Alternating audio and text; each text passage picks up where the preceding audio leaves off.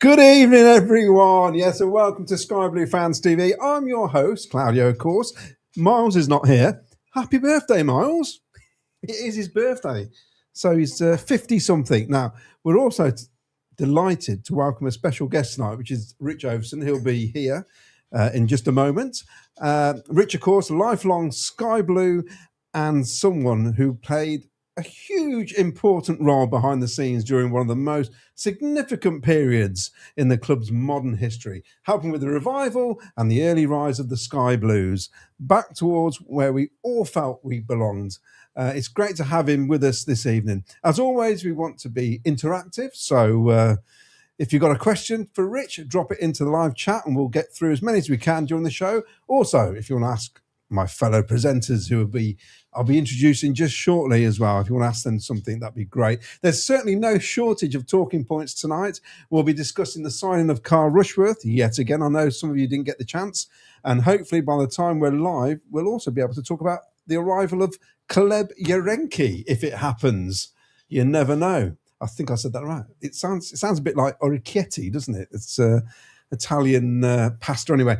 We'll look onto the ticket allocation for the open away trip to Arsenal and ask whether you've entered the ballots, as demand is sure to be huge. We'll also preview Saturday's friendly with Espanyol, one of Barcelona's historic clubs, as Frank Lampard's side continue with their preparations for the new Premier League season. So plenty to get through and hopefully plenty of your questions as well. Let's get started. Let's say hello to Jack, of course, and Richard. Evening. Good evening. Good evening. I hope you can hear, sort of lean in. Oh, and also coming in, I don't know if you like heard a bull in a china shop. Ken's here. Ken's Sorry about that. stumbling Lost in my foot in there. after you've been on the water. Oh, Now. happy birthday, Miles, by the way. Yeah, Happy birthday, Miles. Happy birthday, Miles. Yeah. 53, I think. Well, he is, yes. Now, obviously, Rich, thanks for coming in. It's great for you to make the effort. You've had a big operation, haven't you? Yeah, a partial knee replacement back in May. So all planned. Yeah, so making sure you don't miss any games, of course. That's right, yeah. Obviously, everyone knows you as the man who got us out of a bit of trouble about 9 years ago. And I looked, actually, I had memories on my phone come up. And 9 years ago this weekend, I'm going, I don't care what you call it, it's still Division 4. Yeah. And I can't believe, I know we keep saying it all the time, I can't believe it's 9 years ago. You were fully involved in all that. Yeah. But I want to know about you, really, because in terms of being a Cov fan, how did it start? All my family are from Coventry. So I was born in Coventry in 1967. Dad was a Cov City fan. Mum was. So first game was 1976. West Ham at home, November the 7th. Jack can check that one. Mick Coote penalty. So yeah, and then that was it. Then I got the bug. We moved down to Kent, but we kept up coming for games with my dad. And carried on. Got a season ticket, and my three boys now are Coventry City fans, season ticket holders. So yeah, and we very rarely miss a game, home or away. So yeah, it's been a hell of a journey in those 50 odd years. Yeah, it has 50 years. Of course, you joined the Diamond Club. Oh yeah. I do go actually. I've been once. I should keep going more actually. I'll take my glasses off. I can see you now without my glasses. There you are. Right, Ken, then you want to ask? Yeah, well, I was going to ask you. I mean, we bumped into each other before. We bumped into you in Marbella, didn't we? When me and Miles were out there. Yeah, it shouldn't have been there, but yeah. No. Well, we just happened to have a holiday that time. That was the fad, wasn't it, when you video fads? It was, yeah. I mean, we didn't particularly know it was going to go out to everybody and everybody find out about it. We got telling off for that, but yeah, it was good because when we were in Marbella, all the players we were speaking to them, or we kept bumping into. It was that sort of smaller place. You bump into each other as you're walking around, and in the bars and that. Even fads of saying like, "Come over and have a coffee with us," and that. And we didn't really want to interrupt them, but they were really, really, really nice to us and stuff. And there was a few Cov fans about, not just us. Yeah. There was a few around. But I know you've got a few stories from your time, but I'm interested to know about the boots. Did Dabo left his boots, didn't he, for before a game. What happened so there? It was in COVID, and we would play Blackburn away. Yeah. And I was lucky enough, because I was involved with the club, putting on the coaches for the team to get the COVID to go to the games. Yeah. Sometimes it was only me, Dave Boddy, and Tim Fisher watching the game. That's my mum saying on TV. I'll just turn it off. So it's live, everybody. Oh, sorry. We are live. My mum saying I'm watching you on TV. Sorry. I turned it off. So I was lucky enough to go to the games, and I got a phone call in the morning, because I was going to leave at about 12 o'clock to say, Frankie had left his boots at Brighton, and would I go and get them? Matty Godden was injured, so Matty Godden was training at the training ground. I had to go down to Brighton, and I was due to leave about 1 o'clock, so I had to leave at 12. And I just remember driving up on my own with a pair of football boots in the footwell of the passenger seat, going, "Oh my God, I can't believe this." Yeah. And I was trying to get there for 2 o'clock. And I rolled up at 5 to 2. Yeah. Parked up and ran to the players' entrance, handed the boots over, and then went into the game. And then Yirenkyi came out. He put the thumbs up to me, like a Sunday morning game. So that's the sort of thing we'd do plenty of times on a Sunday morning. On a Sunday morning. Yeah. And you're thinking this was in the championship. Yeah. So they only have one pair of boots. They haven't got like two pair of boots or something. Or he wanted a special boot. Maybe superstitious, was he, to wear these boots. But it was crazy, really. It was crazy. Did you fund that trip to Marbella? Yes. You did? Yes. So that was the in the World Cup break. Was it the Qatar break? Yeah. So they'd gone away in the summer as normal, and obviously because of the 4-week break, they hadn't budgeted as part of the Sisu palaver. That's word. So Mark Robbins sort of said, would I, they're having 3 or 4 weeks off to take them away. Would I help? So we took them out to Marbella, and they actually they've just been there actually, back to the Marbella football club or football training place. Where they went just now. That's where they went 4 or 5 years ago. So, and I went out with them. I went out for a couple of nights. I didn't go out for the whole, you can't do English really, so you watch a bit and you have a drink. Mind you, when I got there 2 days after them, I remember Mark Robbins saying, "Look, remember they can't drink on this trip." Obviously professional. Yeah. So, we had 3 or 4 days out there. So, brilliant. So, Now we've got a couple of things. First of all, remember, if you want to like and subscribe, that'd be fantastic. But also the coach travel. Now we know we know exactly what you're going to do with the points. If you've got the points, buy your tickets. If you can become a member, that'd be fantastic. Sorry. And who's that? Is that a player? Is it? And obviously the return coach travel to the Emirates. We're not going to leave you there. We're going to take you and bring you back. And we've got pickups at the Old Shepherd, which will be 2 p.m. and 2:15 at the Stag and Hen, which would be great because we want to get down there, straight down there, no messing, straight down to the Emirates, enjoy, soak in the atmosphere. It's been a long time, and I know a lot of you want to get there and soak it all in and get some pies and pints in. First came back for 25 years, that's the most of it. But you're looking forward to that, Rich, aren't you? Yeah, stopping over. So I went to the Emirates about 5 years ago for a Champions League game. I just remember coming out there at 10:30 at night and trying to get a train back. So I bought a hotel. So we're going down in the morning and making a day of it, and then come back on. Have you spoken to Big Vic about the game? No, not yet. No, I haven't actually. I did speak to him in the World Cups, exchange messages. Yeah. No, I don't know if his mum and dad are coming over. Just waiting to see if they're coming over because they might come over. But they'll be. He's got a box now. So they'll be in the box. I might meet. That's part of the reason why I'm stopping over. You went last season though in the box, didn't you? Yeah. So I remember I didn't get the call, the invite. I remember that. I didn't answer it. No, sorry about that. Yeah, you're too busy. If I'd have known it was you, I'd have picked it up. But obviously, well, you're too busy on all these things. I know, exactly. I haven't got time for it. So I might meet up them afterwards. So, I bet he's looking forward to it, isn't he? Yeah, I think so. I think he will be. Yeah, I don't know. I'm just thinking the players that could play against him. There's not Who's left? Who's left that played against him? Played with him. With him. Coventry. Ben Wilson. Ben will be there, Ben's obviously. really good friend. Thomas, Bobby. No, Was he no, there? no. He wasn't there. No. Kitchen. Bidders if Bidders. Bidwell. Well, Yeah. Bidders start. Bidders will be the one. And Yeah. Josh Eccles. Eccles, great shout. Yeah, good There's shout. not I'm trying to many. think of anyone There isn't else. Many, is there? That's Really? quite amazing, actually. Isn't it? Right, should we go to comments? We'll get a few comments in. Yeah, we've got some comments flying in. Keep them coming in, guys. Dark Fart says left back and striker next. Ryan Matthew J, good evening. It's genuinely unreal that we're signing Yirenkyi. This was someone Real Madrid was interested in a month ago, and he was linked with Man United in the January transfer window as well. So, bit of a coup for us. So many Prem fans I've spoke to are genuinely jealous we've somehow got him. Not made official yet by the club, but it's looking extremely likely. Matthew Owen, do you think there's any truth in Liam Delap coming to the City, or would the transfer fee be too much? It's something we can talk about. Uncle Jonga says, Ken, is that the new top from the club shop, the one that's store only? Yes. Can't get this online. Well, it wasn't available online. Oh, okay. It was There you only in go. the shop. So get yourself down the shop. I'm wearing another one. The navy polo. Whether it will be available eventually, I don't It's know. a bit Millwall.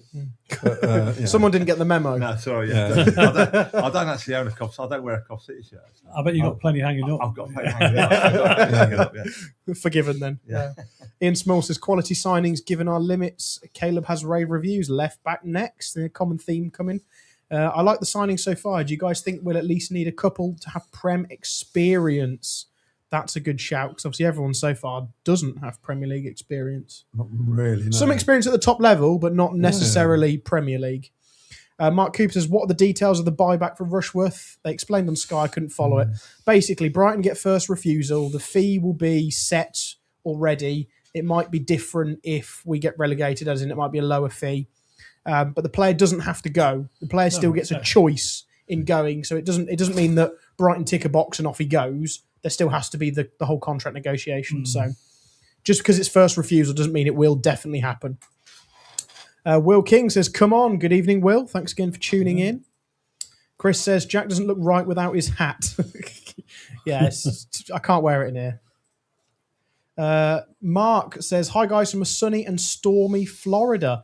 Lots of the Sky Blue Army out here. Excellent. Yeah, we're going international. It's great news. Lee Lishman, since the 1990s, it's felt like all our possible signings seem to get drawn out and seem to be on and off. I wish we could be more like Forest a couple of years ago and just get on sign players without the fuss. Yeah, but they had 23 signings, didn't they? And then had 6 points deducted. They only had, at the end of July, a squad of 6 players. Or something. It was like, they had no players, did they? It done us no harm, was it? No. Oh, no, not yet. Not, Ask me again in 9 months. no, but you think even the last 7 years since, the Checker Trade, McNulty coming in late, all the different players coming in, we've always, the way we've operated in the transfer market over the last 7 years, we've always It's worked. it's worked. Don't forget, on the Not last, good for us, but I think it's on the last 3 seasons we've signed a midfield. Sorry, we've sold a midfield on deadline day, haven't replaced them, and we've still done well. Yeah. Gus obviously went on deadline day 3 years ago. Casey Palmer 2 years ago, and Ben Sheaf 1 year ago, all without immediate replacements. So, And also, Lee says since the 1990s. I can remember seasons going back in the 70s and the 80s. There's one season we didn't sign anybody in the summer because you didn't. You just had, we all, if of a certain age, you could name virtually any team in what was then Division 1 because the players stayed there so long.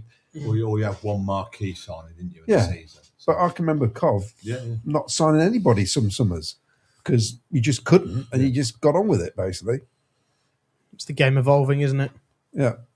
Uncle Jong says, in the panel's opinion, will we have a new left back starting for the Arsenal game? A new striker too? Well, we'll come on to transfers very shortly. Yeah. Wilkins says the cap is essential, Jack. Yes, sorry. With the lighting in here, I can't. Seeing that haircut, I'd put a cap on. Thanks. It's the first time this show has ever seen me have a haircut, by the way. Yeah, it's actually... I think you should have a number 1. Do you think it's a bit ginger, or is it the light? Don't. I'm not. I'm not. Glue. Frank Wood says, does the latest possible signing mean no Gus then? Well... Have you had any communication with Gus? No. Fair enough. Martin says, thoughts on Marcelo's Yes. move to the UAE or is it Saudi? We'll get onto that very shortly. We will do. And Paul says, evening all, looking forward to the show tonight. Happy birthday, Miles. And Will King, obviously, happy birthday as well to Miles. There we go. Well, until it's announced, obviously Carl Rushworth is still our record signing. I know myself and Jack have spoke on it, you guys. Ken, your thoughts on this signing? 22.5 million with all the add-ons. Are you happy with that? Looks good. I've seen some of the videos, and obviously I didn't know much about him before. Highly recommended by Thomas Sante as well, isn't he? No, I'm talking about Rushworth. Only about Rushworth. Yeah. Is that water? Is that water? Yeah. Oh, Rushworth. Yeah. Yeah, Rushworth. I've spoken about Rushworth, but yeah. Not since it's been official. Not since, Yeah, Rushworth is... I always thought Rushworth was coming anyway. I thought I'm on the apparel spritz. I thought Rushworth was always going to come back anyway, and it was essential we had a decent keeper. And I couldn't. I just Okay. Frank wanted his man, didn't he? How high would you have gone price wise? Are you happy with what I said before when we spoke about it, 30 would be the limit. Yeah. 30 would be my limit, but I think it ended up. It's going to. But we were running out of time really because we had to get him in soon, didn't we? But obviously, you don't have to pay his wages till he signs, does he? So Doug's saving a bit of money there. Well, that's true. It's something we discussed. If you're signing a player, why sign him in the month? Because he's not doing anything, is he? Yeah, exactly. Rich, you must be happy with that signing. Yeah. I think you had to sign him. I don't think we have much choice. I think last season he was probably worth 10, 12 points to us. And I think if we went to Premiership with a lesser goalkeeper, I think we'd have struggled. So trading £2.5 million is a lot of money. I think it's a massive season for him though, because if he performs like he did last season, he could easily be 50 million and England goalkeeper. So no, I think it was a must really. I do think he'd be the next England goalkeeper. Yeah, I think so. But our transfer policy is a bit strange, I think, because we're always now the club haven't said this. This is us as fans going, it's the Brentford policy or the Brighton system or whatever, but it isn't. And Doug has always said we'll do it the Coventry way. Yeah. We're not going to do what Sunderland did. Because if you think about it, and I've mentioned this before, the signings we've got money for were Sisu signings, which enabled to get the players in we've got now. Yeah. We've signed some of these lads for big money, even Hadji and Ellis, 7 or 8 million in the end, whatever it's going to be.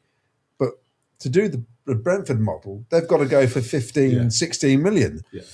But you mentioned somebody who's that player who went way back that got the players in the first place. The Bayliss, wasn't it? Tom Bayliss in 2017-18. Yeah. And he went to Preston, didn't he? He Preston for 2.5 million. And how many games did he play for Preston? Nothing, did he? But more importantly, he funded the League One, the likes of Matty Godden, the likes of Fads coming in, and all those players coming in. So see, people forget that, don't they? Yeah, fans forget that. We had obviously Ben Stevenson, Sam McCallum as well. Both got sold some cash. Yeah, that was sort of hit. But Bayliss was a massive. Yeah, you do forget that, don't you? He went for 2.5 million. Yeah, but I think what we haven't seen at the moment is the full process. What you were talking about then to say we've signed Hadji Wright, Ellis Sims, but we haven't seen like them being sold for a massive profit like we did with Gus and Vic, where they came in, they were nurtured, and they were sold. But what Doug seems to be doing, which is good, is a longer contract, isn't it? Yes, 5-year contract. So with Gus and Vic, we waited right to the end to the end of their contracts. They could have gone the other way, or they could have said, "Well, we'll wait till the end, go for nothing, and look after ourselves." So I think you need someone like Doug to come in and manoeuvre that and manufacture that. So I think the timing of it was perfect. Because we spoke about this, you might want to get the chart up of all the spends and that. Because people said, why don't we do what Sunderland did? But then when you look at Sunderland, they've had the last 5-6 seasons over 200,000 bums on seats in that ground compared to us, who's about 100,000. Yeah. So they're already double earning what we are in terms of revenue and everything else that comes with it. It's only the last 2 or 3 seasons you've seen loads of fans around Coventry in the area wearing the shirts. Yeah. You get a Sunderland, Newcastle, Leeds, they've all got the kit on for years. It's all generated money. So we're kind of playing catch-ups. We can't do the Sunderland thing, can we, Jack? No, exactly. Like, you're absolutely right with that. We even 3-4 years ago when Doug came in, we weren't averaging 30,000 in the stadium. It was probably around 20. Yeah. You know, it's only since we've had this bounce following the departures of Gus and Vic that we've actually got full and record crowds coming in. So just to touch on the net spends here, we've got some graphics. So this is the net spend over the last 5 seasons. Obviously, over 5 seasons, we've been in the Championship for the entirety of the five-year span. Might only be 4 years, this, actually. But Chelsea have obviously spent 2.3 billion. It's ridiculous. Their net spend is 1.12 billion. It's outrageous. That's the top 10. Obviously, we're not there. We are 14th with a net spend of 105 million, and that does include all of our signings this summer. So this chart was updated today at 3 p.m. And how much is it we've spent? So this is in US dollars. So how much is it we've spent, Claudia? 85 million US dollars. There you go. So our net spend is 105, and we've spent 85 this summer with no income at all. What we don't know is when we signed the likes of Sims, Wright, Van Ewijk, there would have been in the contracts if we get promoted to pay 20%. Of course. Yeah. There could be a few million that are in those contracts that is, you know, we negotiated, rightfully so, that would have been well, we've had to pay Peterborough $1 million straight away for EMC, and if we stay up, another $1 million apparently. Wow. So there you go. So 85 million's on new players, but that 20 million could also be made up of bonuses and other things that go to clubs. But obviously because these clubs have sold players, so we've spent $85 million. Man United so far 61 million, Arsenal 48 million, Leeds 13 million.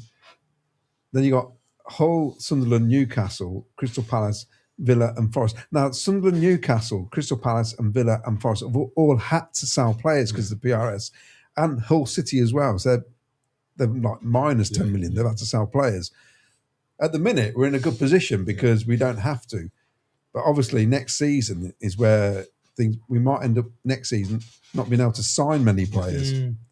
So you got that as well, haven't you? It's what surprised me is I don't think, we have money. Well, I expect us to monetize it more. So there's not many, like on the shirt, there's only like one sponsor. You know, I expected we'd have Haas, like a Formula One. Like I know you probably can't do it. We haven't got a sleeve sponsor, have we yet? No, or even the lounges. You know, I thought we might have a Haas lounge, we might have this, or local businesses.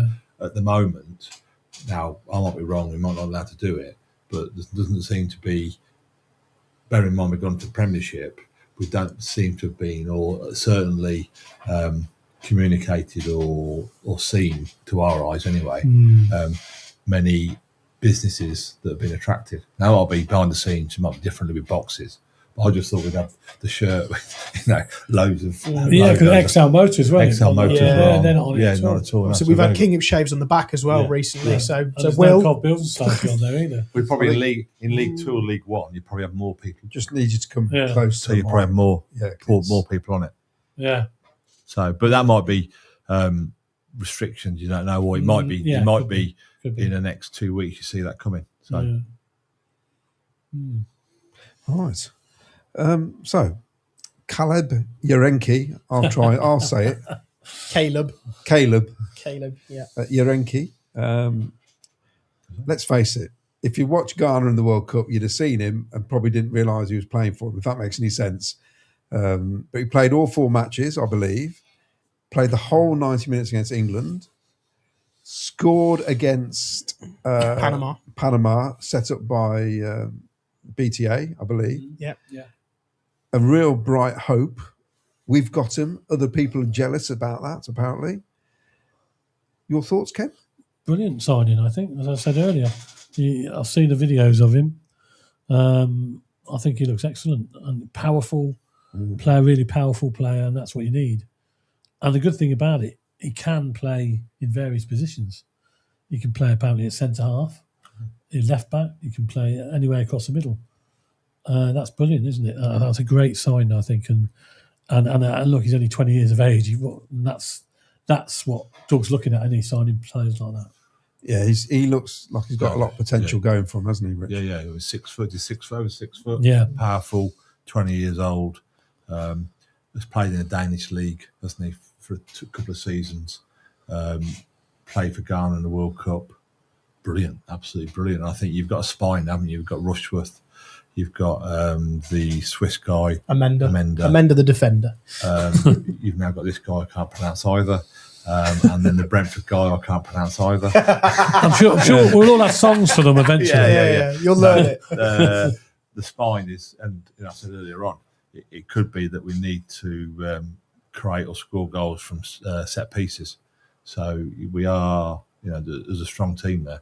I'm just fascinated how they're all going to play. You know what I mean? Because Grimes was absolutely class, isn't he? He's our hero. Yeah. He's never let a foot down, and It'll be interesting, Jack, won't it? Because obviously after last season, the way Grimes performed, Onyeka coming in, you can see with Onyeka the type of player we need. You need that athleticism, don't you, in the Premier League? You see it all the time. Yeah, that was clearly the difference that got us over the line, wasn't it? We looked at some stats a month ago that Onyeka only lost one game, and that was when he went off injured at 1-0 against Southampton, who are probably spying on us. So, it just proves the quality you need. Onyeka got us there. Obviously, he's had Premier League experience. This guy looks really exciting, powerful. Like you say, the versatility is unbelievable.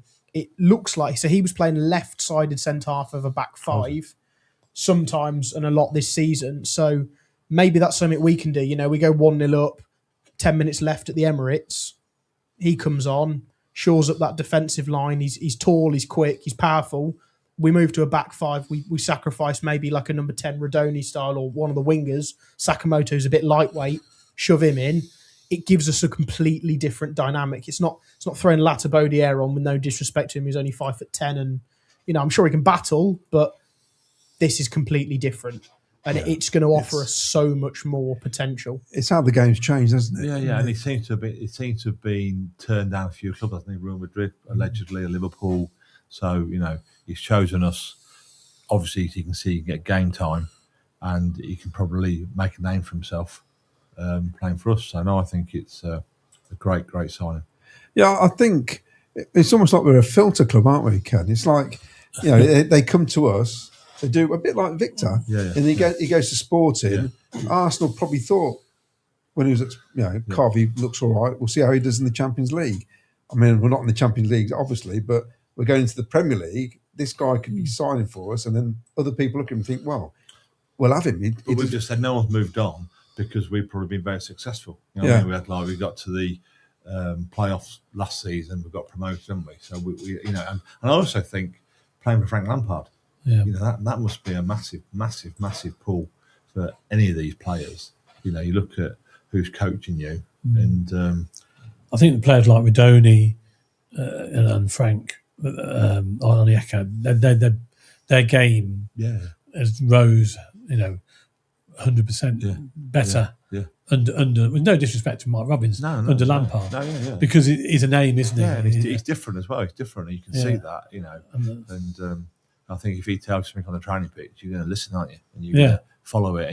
And last season, every single game was fascinating, isn't it? Exciting, and he certainly put his stamp on the whole club, didn't he? In that short space of time. The one thing I noticed on the footage of Caleb is the that burst of pace and getting forward, which I think is something we need. Yeah. And also, there's the one thing not all of our midfielders, they get so far up, they get to the 18-yard box, and then it's like, what do I do now? Yeah. The footage I've seen of him, he just keeps going. Just barges people out of the way. Yeah, I'm going to try and get shot off here or something. That's what you've got to do in the Premier League, isn't it? And I think we need that power and strength. Let's promote our travel, shall we? Yeah. Yes. Talking of power and strength, we've got a very powerful coach going to. Yeah, we need one. Yes, we're going down to the Emirates. Is it that coach? Or not? Well, I hope so. We ain't quite painted it up yet. I'll speak to Ridley, see what they can do. Yes, so we're heading off from the Old Shepherd at 2 p.m. So if you've got 1,500 points, you're guaranteed a ticket. So why not get booking now? Just drop us an email. It's only 25 quid a seat. Going down nice and early, go and soak up Premier League atmosphere at the Emirates. Via YouTube, the link on YouTube. Yes. Sign up with membership on YouTube and drop us an email and we'll get your bank details sent over to pay. So yeah, if you're interested, let us know. That'd be great. And we got an event, haven't we? Yes, we are down at the Stag and Hen for our season launch event, Thursday the 20th. That's next week. 2 weeks. 2 weeks. 2 weeks. It's the night before the Arsenal game. Oh, yeah, Claudio. 2 weeks. Sorry. 2 weeks' time. It's only £3 a ticket. Your £3 gets a chip batch and a sky blue shot. Bargain, if you ask me. That's it. Not shirt, shot. Not shot, yes. Yeah, so come and join us down at the Stag and Hen live. We'll be streaming as well, but it'd be great to have you all down there. Good job there's not a typo on that. Sky blue, sky blue's something else. That's after you had the shot. Like firewater. No, it's normally a good night down there. It's been good the last couple of times we've been down there. Yeah. It's been brilliant, isn't it? Ken, Everybody gets Markello. involved. Yeah, This that is was strange, very isn't it? short and sweet, wasn't it? Because it looked like he was going to Rangers, didn't it, at one stage? On loan. Obviously, you know, he looked quite promising against that. He looked probably the best player against Northampton, to be honest, didn't he? Well, he's looked all right every time he's come on. Yeah, when he played, recently against Northampton in that friendly, and every time he has come on previously, he looked quite decent. So I was looking forward to him to get a bit more game time this year, but obviously Frank's decided to loan him out, and he's going to. Are they looking Is to it a sell? loan? I think they're looking Well, to it's- sell, aren't they? At the moment, it's a loan, I believe, isn't I it? don't know. The details aren't out for that. So they've not confirmed whether it could be a sale or a loan. But Oh, I thought the it details was is a loan. he's, Maybe it's not. he's But been the out. trouble is, I mean, as you know, Rich, some players do struggle to settle, don't they? Yeah. So there's, I mean, you don't have to name players, but you can tell us. Players do. I think they're only young. They're young people at the end of the day, and I think they're away from their families, or away from their partners, and it's quite lonely. They finish training at 2:00. There's a lot of downtime, and I know right now he's far better than he's ever been, and there's a lot of encouragement, and there's a lot of stuff that goes on outside of the actual training. But for players, it can be very lonely, and they're young lads, But it's a shame. But from Frank, it doesn't seem to mess about. Does he? Look at Bissett when Wolforden hasn't featured in the last 2 or 3 games, and now Marcelo. So I think he knows what he wants. I think he looks to bring in better than what we got. Yeah. And obviously he's gone and bought players, or he's going to bring in players better. We're not nursery, though, are we now? No. They're paying a lot of money. They need That's results. They can't mess about. But it just shows that Doug or Frank, in past days, they've been made to play those players because you're paying wages for them. But we certainly sort of seem to know the players we want to play, and they're giving it a chance, I suppose, aren't they? To play. Yeah. Comments, Jack? Yes, coming in. Loads of them coming in. Martin Owen says, I prefer the secrecy around signings. So far, so good. Do we think this stops other sides joining in purchases? Also, are agents driving a lot of noise? Well, yeah, there's more journos. We remember from a meeting with Doug King when he first arrived with the supporters. We had that meeting, and he says, why would I want to show my hand to anybody? Yeah. And that's when I try to be funny and says, you don't want to show your deck, do you? Yeah. After he said about we've got a decent deck. But yeah, it's true, isn't it? Why would you? No. That's the same in any business, isn't it? It's like this Yirenkyi, he'd been linked with whoever else, Real Madrid and whatnot. You didn't hear about him until he was on the plane flying over to Birmingham last night. Yeah. No one had heard about it. Fabrizio Romano come out with it at midday, and that was it. It looks like it's a done deal, probably announced tomorrow. We don't know. It's kind of more exciting as well. Yeah. Absolutely. You don't want a 6-week-long window like we've had with Rushworth. No. I know. Hey-ho. Paul Stratton says, do we need Hamer? I think not. A left-back is now a must. Yeah, there's a common theme with the left-back. Go around the room. Rich, do we need Hamer? If we get Yirenkyi. He's not watching this. If he's watching it, I think in your squad of 25 players, you probably do need a Hamer because in 20 minutes he can unlock. We've all watched him and he's unbelievable. The stuff he used to do, left, right foot, spray a pass. Now he might not be the player, but I think for him to come on for 20 minutes, and I think what he can do is keep the ball. And I think you need players that can keep the ball and keep it away from the other end. So if it works for the club, it works for Gus Hamer, and yeah, and he's available. Then yeah, you'd have him in the squad. But Do you see anyone going out at that point then? Because obviously we'll have Grimes on Onyeka, probably Yirenkyi. Torp's been given a new contract, and Eccles. So for depth purposes, you don't necessarily need a sixth. You've got Rodoni as well. Yeah.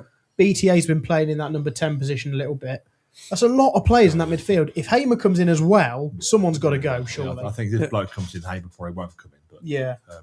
and you've got to keep those players happy as well. And I think that's the challenge. And I think some people are a bit disrespectful to Gus, because when he was at Sheffield United, I'll come to you, Ken, in the Premier League, he was their player of the season. Yeah. And he was just about the only shining light, wasn't he? And he was doing it in the Premier League. He was, yeah. You can't help what's around him. No, he was. He was brilliant. Some of the goals he scored for them, assists, he was fantastic. And you can understand why they'd be upset if he leaves, just like we were upset when he left originally. But going back to your original question, would I have him back? Yes. But he is a bit of an iconic player for us, isn't he? I think with Gus. Yeah. Like fads. Yeah. So as a fan, Yes. you're always going to say I want him back because of what Emotional he did for wise, us. yes. You know what I mean? If you said Kevin Kyle, we'd go, wouldn't have him back. Well, I always look at, is he better than anything we've got at the moment? And I personally think he's better than Eccles. Yeah. And that's why I'd have him back. But I think we're emotionally invested as fans with Gus Yes. because of what he did for us. Yeah. More comments, Jack? Uncle Jonga says Trafford's gone to Leeds for £45 million. For goalkeeper. So that's double of the initial fee of Carl Rushworth. And that will obviously include add-ons and stuff to Man City, won't it? Because they're savvy with their business. Lee Lishman says, hi, lots of rumours this week. Hopefully we'll get some over the line. Hamer rumours seem like a distant memory. I think I've read that one out. Never mind. Wes Hanley, I may be the only one wouldn't get Hamer back. Don't see him starting over 3 or 4 of our players. Priority is a left-back and another centre-back, maybe a forward. Everyone wants a left-back. M. King, not being able to sign many players next year is precisely why we have Caleb, 20 years old, Carl, 25, on long-term contracts. Absolutely. Mrs. Christmas, still think buying the stadium was a big signing, and now we get the benefits, which is critical. Great move, Mr. King. Ice Chips, please remember Yirenkyi is only 20. He's not part of the 20-man squad. I think it depends on when his birthday is, but as it stands, you're right. Does anyone understand the rules? Because you get It's the age, isn't it? 25-man Yeah, squad. so it's under 21 years old. 21. But I don't know when the Yes, I mean, birthday yes, I mean, cut-off for yes, I that mean. is. Cut off. So that's a clever signing if that's the case. Yeah. Yeah. Yeah. Because currently, with Carl Rushworth, we've got 26 players, All right. which includes 3 goalkeepers. So we currently have a squad of 26. Someone's got to go already of the current crop without Yirenkyi. Obviously, we don't think he's going to need to be assigned, I suppose. Do you think Dovin might go out on loan, maybe? We've got to have 3 keepers, though. Yeah, he got minutes the other day. Well, We they've need got 3. the young keepers, well, they could call up as well. I don't think that's likely. No. M. King says, with Frank and Caleb in midfield, no one is bullying us this season. Yeah. Paul says, Caleb looks like a new Yaya Toure and a young Rodri. Saw the feature piece he did with SEN before his World Cup campaign. Very encouraging bit of business. Yep. Gibbo says, off to the CBS to do the story and browse the new store. I heard someone drop the trophy, so no one's allowed to handle it anymore. Just my luck. Yeah, Yes. there's someone, we won't mention names. You heard about that? You may see him on social media, that's what I'm saying. Yeah. I won't say who it is. Try to be clever, I think, in these. Anyway, yeah, leave it at that. Okay. Martin Owen says, how long do you think we'll be without Rodoni when Caleb starts? How does he fit with Rodoni and who misses out in midfield? It's a great point. We don't know. He's not even featured yet, has he? But they might be protecting him. Yeah. Yeah, if you go in against Northampton, we'd all be moaning, going, "You shouldn't have played him. You Yeah, should have waited." So I think the way they're trained now, I can't see him not being fit for it, and they're probably just not risking it. I think these 2 next games will be crucial. Do you think he'll feature then? I think he's got to, hasn't he? Yeah. In these next 2, really. Jonah Fat Cat says, Claudia looking mad cute tonight, not going to lie. There you go, you got a fan. Thanks, Jonah. The Pride event was 2 weeks ago, wasn't it? For those who just say this, it's quite funny. We turned up the studio and they had a huge Pride event here at the studio. And as we came out, I said, if there's anybody taking photos for the local paper, they've just seen the 4 of us, all guys, walking out of a Pride event. I think that would have been funny. In some ways, I wish they had got cameras here just for the lols, as they say. Yeah, it would have been funny. But, yeah. Crucial MVTS. Caleb Yirenkyi reminds me of Michael Essien in his Chelsea heyday. He will do for City that Caicedo does for Chelsea, Belieber does for Brighton, and Tonali for Spurs now. He's a 70 mil future signing for a top club. Well, yeah, because Brighton, they've signed these players. Caicedo, whatever his name is. I can't believe the money they got from him at the time, but that's what these big clubs are prepared to pay. Steve says Wolfie's injured. Don't know. Maybe he is. Leicestershire Sky Blue saw a cracking Ghana bucket hat on an African clothing store. Was so close to getting it. Should have. That would have been great. Keith says left back priority for me. Jay De Silva has good season. But yeah, need an upgrade. Lee Lishman, some players don't settle. Was it Rory Donnelly in 2014? The player we got from Swansea on loan never played because of being homesick. That was a strange one. There's a Leeds fan in the Spanish comment. player we got who didn't settle. Spanish player? No, Strachan. He didn't play for us. The famous one. They went to Madrid. I mean, Yarni, the Croatian. He didn't settle. Robert Yarni. Well, he was sat 2 rows in front of me at that friendly. No, but he got up, didn't he? Yeah. He didn't settle. And he was like possibly the best left back in the world at the time. You know, and it was his wife. Yeah. According to Brian Richardson, it wasn't the fact that Betis wouldn't sell directly to Madrid or wherever. You know, it's just that basically he came over here and then looked at, sorry to say, Coventry and thought, can we go to Madrid? Which is fair enough, isn't it, Ken? Well, each to their own, I suppose. You can't get chips in like you get in the big. Well, don't forget, we're recording this not in Coventry. That's true. So that says it all. Not because we can't, it's because, you know, we just are. Yeah. Now, who was it mentioned about the left back? It was Keith, wasn't it? There's loads of them, yeah. Keith recently. So, Ken. Yeah. Bidders and Jay De Silva, are they good enough to be our left backs this season? Look, I think De Silva, he's got to probably give a chance for De Silva. And for Franco might give him a chance, but I think teams in the Premier League will obviously play on his height. Simply, he's not the tallest of players, as we know. He has had, to be fair, he's had a few good games for us last season. He played well. Bidders is probably coming towards the end of his career, maybe with us. But he's done well for us, and it might be a time for maybe him to move on. I don't know, but De Silva will probably be the number one. But I think Frank will be looking to bring somebody else in to put pressure on De Silva for his place. Do you think Jay just had one of those seasons last season? Because it was totally different to what we saw the season before, wasn't it? Yeah. But his pedigree is at Chelsea, wasn't it? Chelsea for Bristol City, and I mean, technically with his feet, he was brilliant. Yeah. Unfortunately, his height will go against him, as Ken just said. And that's a shame for him, really, isn't it? Because I think naturally you'll go, right, he's not a good left back because of his height. If he was taller, then he can't help that, can he? No. You know, so and like we said, in the Premiership, you're going to need strong, robust players, especially with the wingers. They're fast, aren't they? So I think that's but what Bidders brings to the squad is I think you need him, because he does a lot of work behind the scenes. You know, has he got another year, has he? Another year. Yeah. But if you look at the Rushworth thing, he's saying he was that far off being took off the WhatsApp group. Yeah. So you can see what Bidders does behind the scenes. What I will say, the camaraderie between them all is brilliant. But you need seen that video. You need that. And you know, Jamie Allen was crucial in that. Yeah. He looked after all the fines, collected all the fines for the players. Yeah. So you know, Matty Godden, Liam Kell. So you need those characters behind the scenes, because that's just as important. You know, they play cricket. You know, there's a thing with Matty Grimes, wasn't there? And you need that as well. And these are things the fans don't see beyond the scenes. Yeah. I mean, I know you're good mates with Jamie. Has he had any offers yet? He's still waiting. I think it's very slow all over. I think he's training with Rochdale at the moment. That's his hometown, isn't it? Yeah. And I think he did have another baby in June time. So they moved back up to Manchester up north anyway. Yeah. So he'll get somewhere, because he's class. But I think he's just trying to make sure it's up in the north. So, are we just being a bit harsh, are the fans, on Jay De Silva?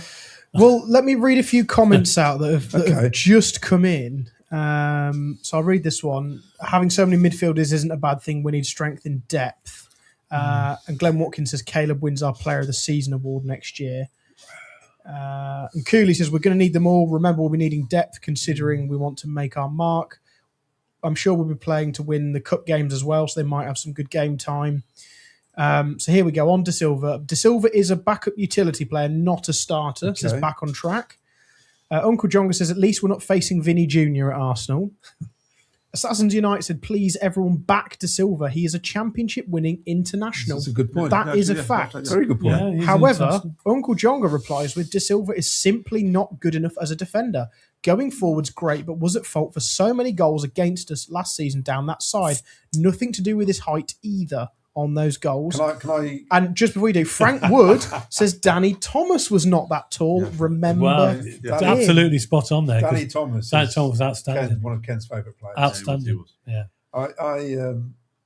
In fairness to Jay, he got very little help at times.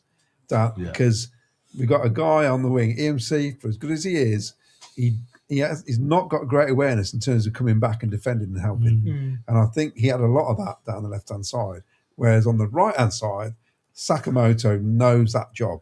And I think when Sakamoto is not playing, you see how Milan suffers. Yeah. And we say, what's up with Milan? He's getting caught out of position and all that. So I think it's the support play. But also, on Onyeka, when he came in, he did a lot of covering. Yes. He filled that gap between EMC and De Silva. Yeah. Because he could just shift across, because that's what he does. That's what he's good at, defending.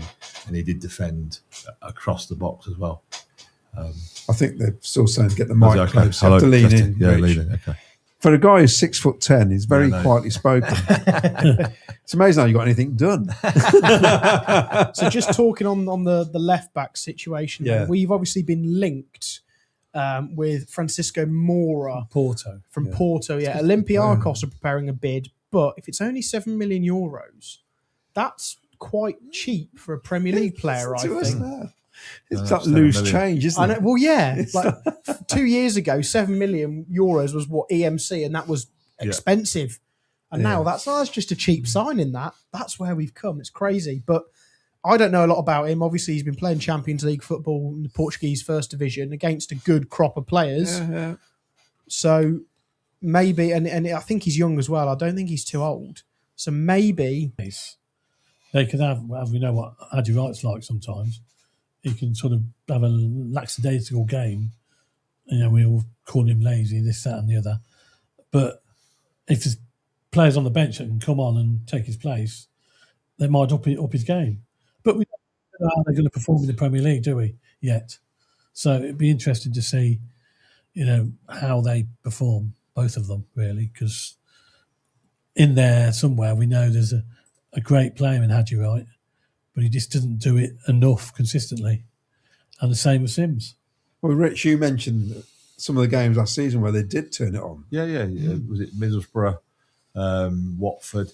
I think they're just frustrating players, aren't they? Yeah. I think there's no fan that would say they're not frustrated. You know what I mean? Mm-hmm. And you know, there's something in there that can score goals. And you're thinking, okay, I think you probably need a backup, well, not a backup, but you need a third choice striker, or they become a third choice striker. I don't know where Thomas Asante, where his position is, where has played in that he's position, third hasn't he, choice. before? But I think over the last 3 seasons, they're just very inconsistent players and frustrating players, and you're thinking, would you want them to keep you in the Premiership? Well, But they're they could frustrated turn up. because we know they can do it. So I mean, they could turn up next year. We sign these players, and they could be they could just be there and score.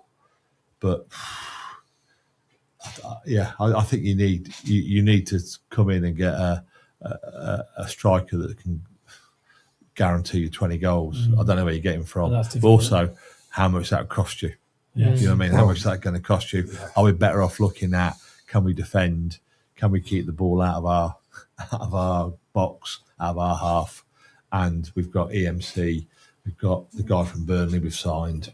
We've got plenty of players who Who score. scored goals, last season. So, you know, you're coming off a back of last season where we romped the Championship.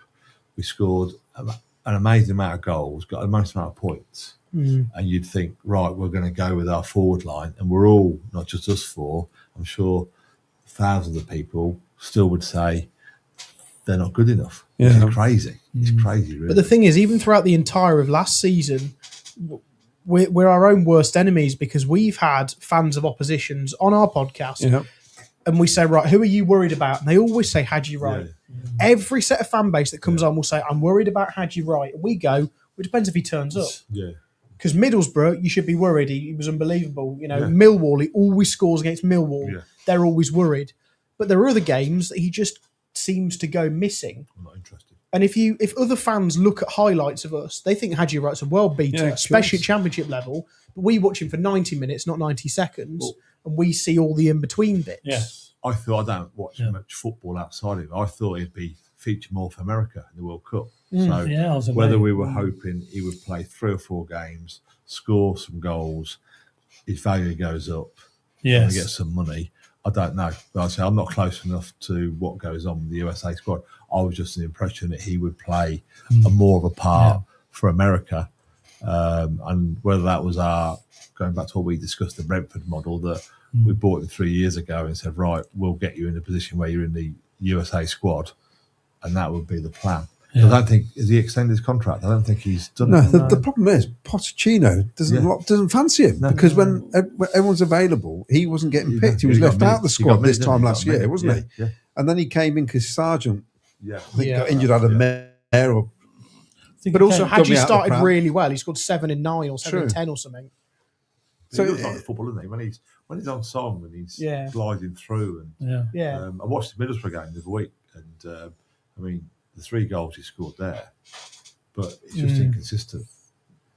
Yeah, I don't know what you do. You're back to take a pen. Yeah. And so there were some games last season where Ellis would then come on and we'd be going, look at him. He's putting in a bit of effort, and it made a slight difference. But Look at Watford. He was Watford. Just free hit though, wasn't it? It's a free hit. Yeah, but he's still got to score goals. It's a free hit, but you've still got the goals he scored, the 25-yarder. They're all left foot, right foot, and header. Yeah. So, and we can't ask much more than that. Wolves, Man United. But then he scored against Maidstone and Rotherham and bits and pieces. So they're just frustrating, aren't they? They're just frustrating. I think one thing about our strikers is they're all very different in how they play. But the one key thing that's the same about them for me is they don't create their own chances.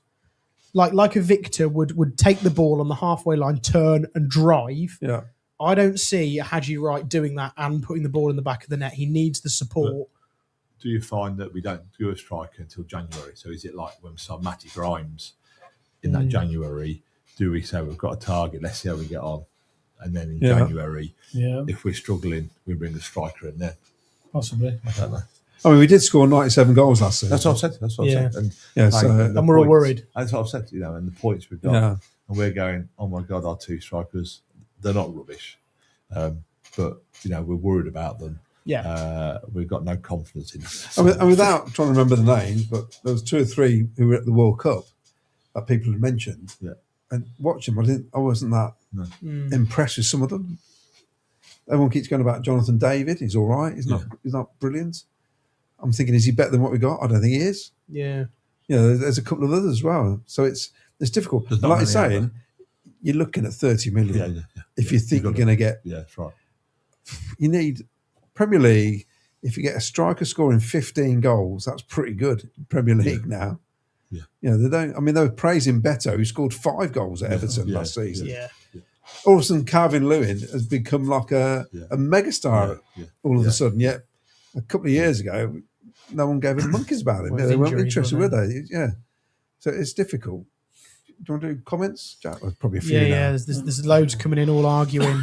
Read them all out. Go on. Why not? Assassins United said Ashley Cole, 5'8", best left back in the world for 10 years. True. Our stream seemed to dip, but he's back now. I think whatever I did sorted it. Gav Collins, evening Gav. Ellis says Ellis will do the business in the Premier League. Record of scoring when starting was fantastic. With the improved quality we're bringing in, he's the striker we need to get behind. Exactly. There you go. Some positivity. As for strikers, we need someone who can mix it with the Premier League defenders like a Brobby at Sunderland, someone of that ilk. Hopefully Hadji will want to make up for hardly playing at the World Cup. Well, at least he won't be, he's not injured, is he, or fatigued, because he's had a bit of a rest. Bearcan says we're linked with Delap. Yeah, that would be a loan. I don't think that would be a purchase. Would you take Liam Delap? I don't. It's all right. I wasn't. No. Look at my expression. Yeah. Is he Is better than what we've got? Well, he's got 2 years Premier League experience. He's hardly played. But He scored Ipswich, and now that's Yeah. Man City. Well, Man City, wasn't he? Then he went to Ipswich, but again, he hasn't played in the Premiership. If you're going to pay, what did they pay for him? 40 million, 60 million? I don't know what they paid. I think for. they paid 30. 30. So if we're looking at him, it'd be more than that, wouldn't it? Yeah. It's worrying, isn't it, when you have to fork out what you've got to fork out to get the players in. Paul Stratton says, think we'll see a complete change of formation in the Prem. 5 in midfield looks likely. Yeah. Martin Owen says, if we could get Mudryk, would you sign him? How would he fit in if Chelsea cover most of his wages? He's a very good player. He's a top player. He's been a naughty boy, though. They played 70 million, but he's unlucky because had that test been done now, he'd pass it. Right. Yeah. So it's not. I thought he'd on the old hacky backy or The something. substance he took is not illegal now, is it? No, they changed the levels. Or Changed something. Where would you play him? You know what I mean? If you look at He's a winger. He's a winger. I mean, So. you look at our top. You just on the guy from Burnley. But Markello's going out. Markello, yeah. So he'd be a starting left winger over Efron, basically. He'll have something to prove as well, won't he? Well, of course. He did want to get his career back on track. But he's got the safety net of 5 more years at Chelsea anyway. Yeah. So. But then I sort of think this team's earned the right to play. You know, Yeah. Efron, Mason Clark. Yeah. Have earned the I right. agree. Have earned the right. Because you don't know if they can play in that level until they last play year it. we stormed the Championship. I Yeah. don't know the last time somebody did that in the Championship, or we did last year. So part of you goes of loyalty to say that team have sort of deserved to play a part and play in the Premiership. Yeah. But it's all good. Steve Beck says, if it's a 25-man squad limit, how come Chelsea have nearly 50 players on the books?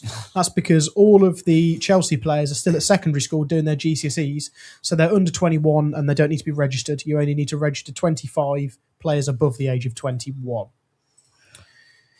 Frank Wood says, I'm not concerned about us scoring goals in the Prem. We can score from many areas. Striker, winger, midfielder, defender. Come on. Yeah, and obviously we've added Amenda and Yirenkyi hopefully can chip in as well. I think the major signing is still to come, says Paul. 5 in already. We need a left back, left centre half, alongside Mudryk, Gus, Caleb, and we're there. That's not asking for much, is it, Paul? I know I said 1 a week the other day, but that's 1 every 5 days, I think. Jim says, I don't want the Ukrainian, overrated, and Chelsea were looking to sell him before his ban. He's been poor, won't be match fit for months. There you go. Keith says, if you could see, or I think he means sell, either Ellis or Hadji. Oh, see either Ellis or Hadji at their best every time, I wouldn't worry at all. Correct, but that wasn't correct, happening last year. Yeah. The Canadian says, we need someone like the Canadian promised David, who can create his own scoring chances and score regularly, which he does. Again, not proven. He looks promising, but he's not proven at the level. Vipotnik would be my choice at striker. He appears to be happy at Swansea. You're not keen on him, are you? I'm Jack? not keen on him. Just because you're a 1-season wonder at the Championship doesn't mean you're going to make the step up. Hadji's had 3 seasons. Ellis has had 3 seasons in the Championship. BTA 4. They've all proved themselves over time. Yeah, Vipotnik's had 1 good year. Yeah, I probably agree with that. I don't think he's... Well, Vic scored 12 goals last year in the league goals. Yeah. Well, that's a good return. The Premier League striker getting more than 10. Penalties. He's on the bench a few times. Penalties, wasn't it? Penalties. That's what I'm saying. It's not. Yeah. Vince says we don't need strikers. We have 2 good ones. Paul, my partner, would like me to ask a non-football question. Do the Aperol spritzes taste better on a Friday or a Saturday night in Fizzy Moon? Which night is a player's favourite night spot? Look, it's the summer. I'm trying to pretend I'm in Italy. I like the old Paris Spritz any night. The day ends in Y. He's on it. I mean, they don't go to the Fizzy Mooners like they used to do. That we know that it's a bit more regimented than what it used to be. Definitely, it's not. It's nothing like the old days, the good old days. I'd say majority of the players don't drink. Yeah. Yeah, I think it's all changed. End of season stuff's different, but well, that's how it should be. They're getting paid like they're expensive commodities now, aren't they? To Mr. King, they can't afford to. With social media as it is now, people with cameras here, there, everywhere. Then you get. Well, training's different. I think they're training double sessions. Yeah, and the recovery. I think the recovery that's put into them is making sure they recover right. You know what I mean? To make sure that they're doing the right thing at the right time. Yeah. Not going to 50 million on a Tuesday night and having a burger and chips. Yeah, which actually leads me to this. So you put, is this right? You put a burger van into Brighton when COVID. Wasn't it? How you're saying they've got to look after their bodies, and you stuck a burger van at Brighton? Yeah, not to serve burgers, though. Oh, right. What for? So it was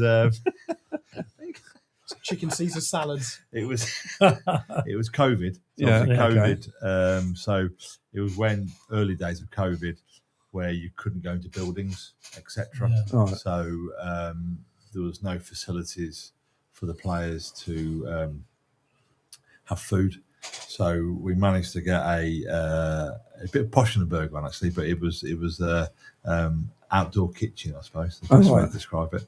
So yes, we put it's about 2 months. What sort of things did they sell? Well, the chefs were in there making food. So so they would do them what they would do inside. It was a proper industrial kitchen. Right. It wasn't like a burger van where they would fry. It was a proper oven in there. Right. Okay. So they had a proper thing to get proper meals. So they could either then take them away. So going back to what you said about the preparation and recovery. Yeah. He was making sure that they weren't eating the wrong thing, because before that, Callum O'Hare wouldn't eat in the canteen. Before I was there, for different reasons, would go to Nando's. So really, yeah. You wouldn't eat in the canteen? Why not? Because the food wasn't very good. I mean, this is before you started cooking. Before this is before we were involved. That's shocking, isn't it? Yeah. So there was we had to put a outdoor kitchen, I'll call it, rather than a burger van, where the chefs would cook and then the players would have food to take away. Just to make sure that they were doing the right thing.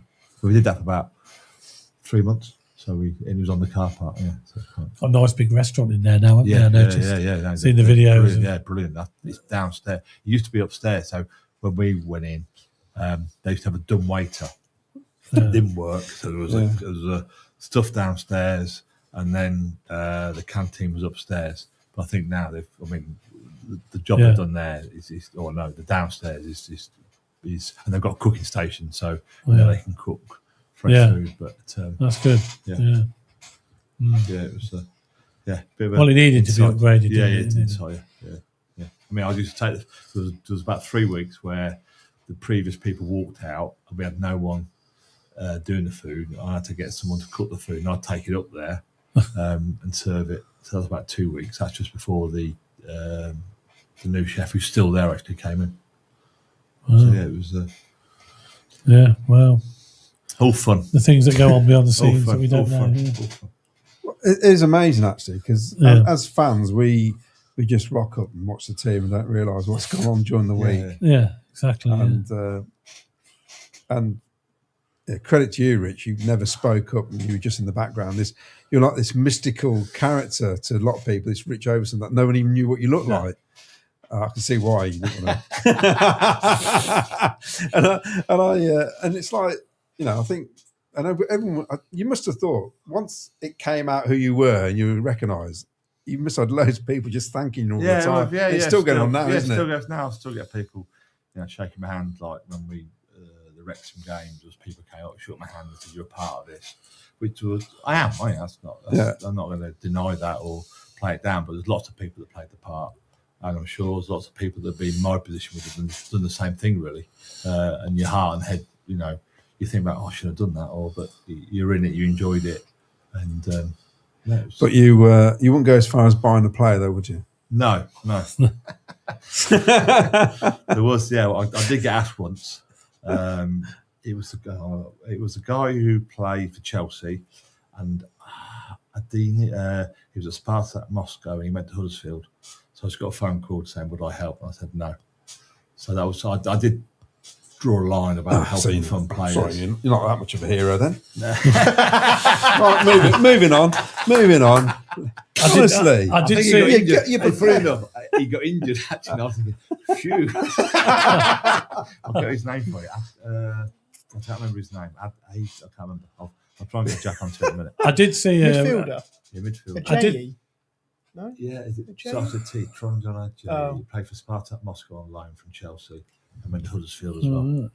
See if you can find it. I did see a recent interview with Mark Robbins, who's praised you as well. Yeah. I still speak to Mark. So I can now. say you still got Yeah, I contact with still Mark. speak to him. Yeah, speak to him. So I think because of what we went through. Yeah. You remained close Yeah. friends. Same with Dave Boddy as well. To speak to Dave on a weekly basis, especially like when it was cut off to see make sure they got enough money. But Yeah. Dave did a brilliant job. Dave did far better job than me. Dave Boddy keeping things on top of in that 3 or 4 years especially. Yeah. So I speak to Mark not a lot, but we'll swap texts or whatever, or we'll just see how each of us going really because I did help him. That's not. I think deep down I think he's probably quite pleased that Cov went up as well. Yeah, he was. Oh well, no, Delighted, he was delighted. I mean, I spoke to him when we bought the stadium. I remember phoning him in the morning, and he was absolutely delighted. Oh no, he's Coventry through and through. Yeah. And he's delighted that we got promoted. Because he played his part as well. And absolutely. Majority of those players, he signed actually. Yes. If you look back on it. And even Frank acknowledged that, didn't he, as well, when he fine. came in? Yeah, He said, if it wasn't for Mark Robbins, he's took over the mantle, if you like. Yeah. it took him a while, didn't it, Mark? Because when we had the supporter club meetings and all that, I think he was a bit reluctant at first, and eventually he sort of warmed to it, didn't he? He was really engaging. Yeah, it was. Yeah. And the longer he stayed at the club, he became a bit light-hearted. He was a bit more. As we were more successful as well. If we got more successful, that's like anything in life, isn't it? He's a bit more open. Yeah. More open to what you were doing, and as he's building the players as well. So no, he enjoyed it. I think he enjoyed it. And looks back on it with fond memories. Do you want to do some comments, Jack? Yeah, I've just heard Fabrizio Romano has confirmed the transfer of Yirenkyi. He's passed his medical, so we're just waiting for the club to confirm it. Midday again tomorrow, do you reckon? They just produced a video, some sort of video. Yeah. Rushworth video. That's great news. It's nuts. It's absolutely Jack. You don't know what you're witnessing here. It's absolutely no, it's not. nuts. I respect it. It is nuts. Yeah, it is. It's just. When we went down to League Two, we were pulling out. We signed. I think it was 11 or so players that summer. Yeah. I don't think we paid a fee for any of them. They were all free transfers, weren't they? Most of them were. Well, I did the second part of the history podcast, me, Jim, with Joe Elliott, and we were talking about the record signings. And I said to Joe, of course, Joe, you don't really know about negotiating, do you? Because you weren't allowed to sign anybody. Because with all the embargoes and everything else that was going on, we couldn't sign anyone. It was all freebies. And Ian Dowie had to do a lot to try and get players to come, basically. We were on free. So it's. You can still pick up great free players, but they were like. The two we signed to money was it Scott Dan and the left back was from Walsall. Danny Fox. Those two, weren't they? They was. And they went on to better things. They went on. They were. Well, he did say in the 750. He felt if we'd have stuck with what we got, we had a decent squad. But obviously, we're in trouble, weren't we? Yeah. Basically, anyway. Watch the history podcast. You'll get more. It's out. Don't give too much away. No, it's out to members now, and it's going live to everyone else in a couple of days' time. So if you want to become a member, $3.99 a month, you get early access to the history podcast. There you go. Even more on me. That's what they want. Paul Jahal says, "What's the limit of squad players in the Prem? It's 25 above the age of 21. Everyone under that doesn't have to be registered." Ice Chips, with all this talk about strikers, Spurs have just spent 200 million and they're relying on Richarlison and Solanke, and they finished 17th in the last 2 seasons. Well, there you go. What's the panel's thoughts on whether BTA can cut it in the Premier League? I think he can. Should have much more World Cup playing time. He should have. And BTA can obviously play anywhere across that front three. So what do you think of that? I think he'll cut it as a versatility player more than starting player. Can play striker, both wings, and in that sort of number 10 position. And he's proved he can score goals from all of those. So I think we'll definitely keep him for the versatile option cover. EMC always goes down with an injury for a few weeks. Tats, he could get clattered and have to have some time off. So he's useful to keep around for sure. Richard, you Yeah. 'Cause I think he closes players down. He runs for 90 minutes. Is he technically brilliant? Don't know, but he certainly is a 90-minute player to run. The problem is, like you just said, we don't really know where his true position is, do we? He's one of those players that because he can play in 3 positions, it goes against him. You know what I mean? Is he a winger? Is he a centre forward? Yeah. Does he come in behind Sims and Wright? As a third choice on the bench to come off the bench for the last 20 minutes. But I don't know if he's a sort of fox in the box. Like a Robbie Fowler or someone you'd probably. This is what we're lacking. That's what I'm on about. That's what I'm saying. That as a third, if you did go with a third choice striker, I'd want someone that can score goals. But then we go back to £30 million. They want to start every game. Exactly. So, Ken, his work rate's tremendous. So when he comes on, he's going to close players down. He's going to work hard for the team. So, and that overrates his probably his ability. Really, he works harder than anybody else or whatever when he comes on.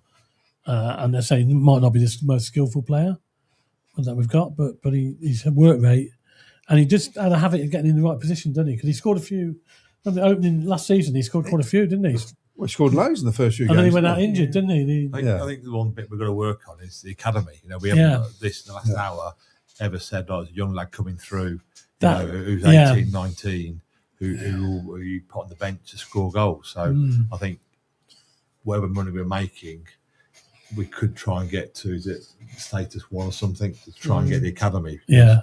If we could bring through a young striker, that could be the difference. The problem, I think, will be now, though, because, and it happens with a lot of the top teams as well, they buy players, don't they? Yeah. You don't get many coming through. It's a rare thing. Or they're sold, or when they're 15, 16, they buy them, don't they? So we used to love a homegrown player coming through. See Livingston. We'll go back further, 1979 to 1981, where you got English. We had the youngest starting lineup to play in the top flight. It's like under 21. And these lads were holding their own in the top flight. That will never happen again. No. I mean, as Alan Hansen once says, you don't win anything with kids, do you? Well, you wouldn't remember that. You weren't even born. Those kids sometimes do well, don't we? Look, we've got a few from Coventry, and Madison and Callum Wilson came through, didn't they? Yeah. They went on to... He's at Brentford, is he? He's gone to Brentford now, They've took him on, haven't they? Everyone said, why would you want him? And he's gone to Brentford and took a shot. Well, I mean, there's obviously... He scored goals, I think. He scored goals wherever he went. It's his fitness, I think people are worried about. He might have a theory of that. It could be the English thing again, couldn't it? What do you mean? Because like Chelsea have got hold of Henderson. Yes. Oh, yeah. Welbeck. Because they're quite old. You have to Wilson. have so many players in the squad. I think it's 5, minimum of 5. Might be 8 homegrown players. But also Chelsea have to increase their average age, but they need the experience. Because that's what they've been lacking is experience. And that's what Henderson and Welbeck will add to the squad. So maybe it's something like that. I can't imagine Brentford having too many non-homegrown players. No. Compared to a Chelsea, but it might just be a little bit of a box ticking exercise. Yeah, like I'm going to read some comments, Jack. I keep interrupting you. Sorry, mate. Sorry, Josh Eccles was the last one. Yeah. Jock really Eckness. Josh come through. Josh. And we haven't had anybody since then, have we, really? No, he's got some tattoos you've obviously got Kai Andrews, who's just about broke through. Going back to what he said, the last one we sold was Bayliss, was it? Bayliss, that's right. Shippers went for free even. And he had a tremendous season. Yeah. And then he just lost it. He lost Preston, and he's at I Lincoln. couldn't understand why he never got a game for Preston. But they jump too early, don't they? McNulty, for example, I know he wasn't our player academy-wise, but he took the jump too early, and it backfired. Yeah. And look at where we are, and look at where they are. Well, with no disrespect, but in his pocket, he was all right, wasn't he? Well, Financially, he was laughing, but I mean, Mark McNulty went there. The manager promised him first team football. The manager gets sacked. Yeah. Somebody else comes in. He don't see the light of day. That's the way it happens. Yeah, that's the risk. Jim says he's listening in Bangkok where he lives. Has the signing of the player from Ghana been confirmed? All but confirmed, Jim. So midday tomorrow or whatever time that is out in Bangkok. 7 hours, is it? So 7 p.m. when you've got a nice alcoholic Aperol spritz like our friend over here has. When he ran out, I'll have to get the help. I've rang the bell. They're coming Rang in. the bell. Oh, right. Okay. There you go. Ryan says, that's another interesting point to the Leicestershire Sky Blue. I've always thought BTA wouldn't cut it in the Prem, but some of my friends who support Prem clubs think he'll be more suited. There you go. Paul Stratton says Parrott would be far better option than Delap. Oh, I'm not sure about that. But Fleming at Burnley would be a better option. 12 goals in a very poor side last season. We spoke about Fleming weeks ago, months ago. So when that's we a did good our example. transfer If he's talk. scoring goals in the team that don't score goals, Then he must be doing something right. Could we create chances? That's undeniable. Yeah. We create loads of chances.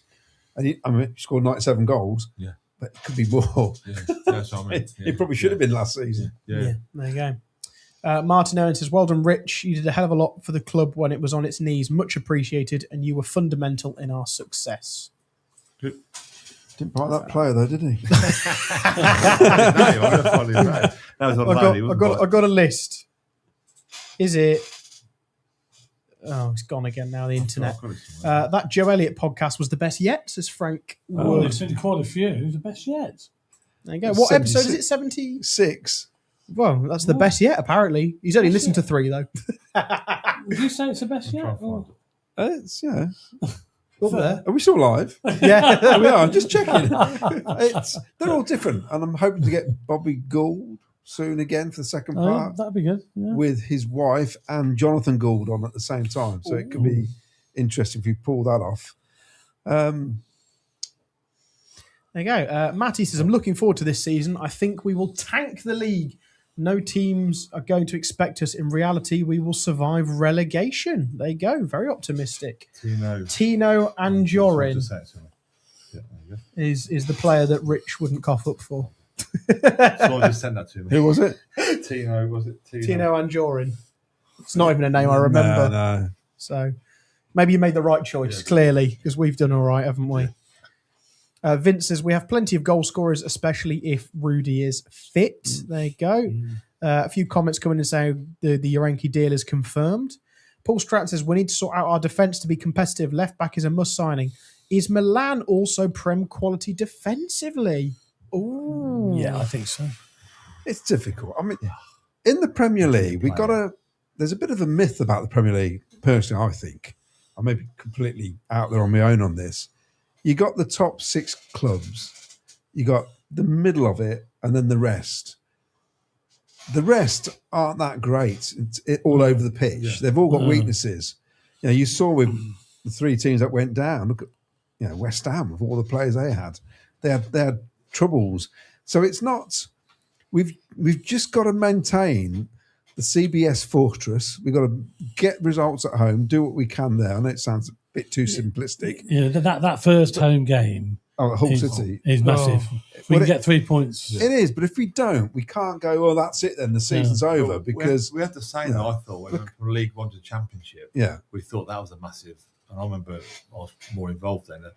They said these players are fast or whatever. Yeah. Against the Championship, we thought it was a big step up. I know it's a bigger step up, but we did it. And then that first season, we, Rotherham away when Leo scored. Yeah. So we've done it. So, and the signs that are coming in, they're the right people. They're not nobodies, are they? No, but they're the right bill. We look at it. They're the right.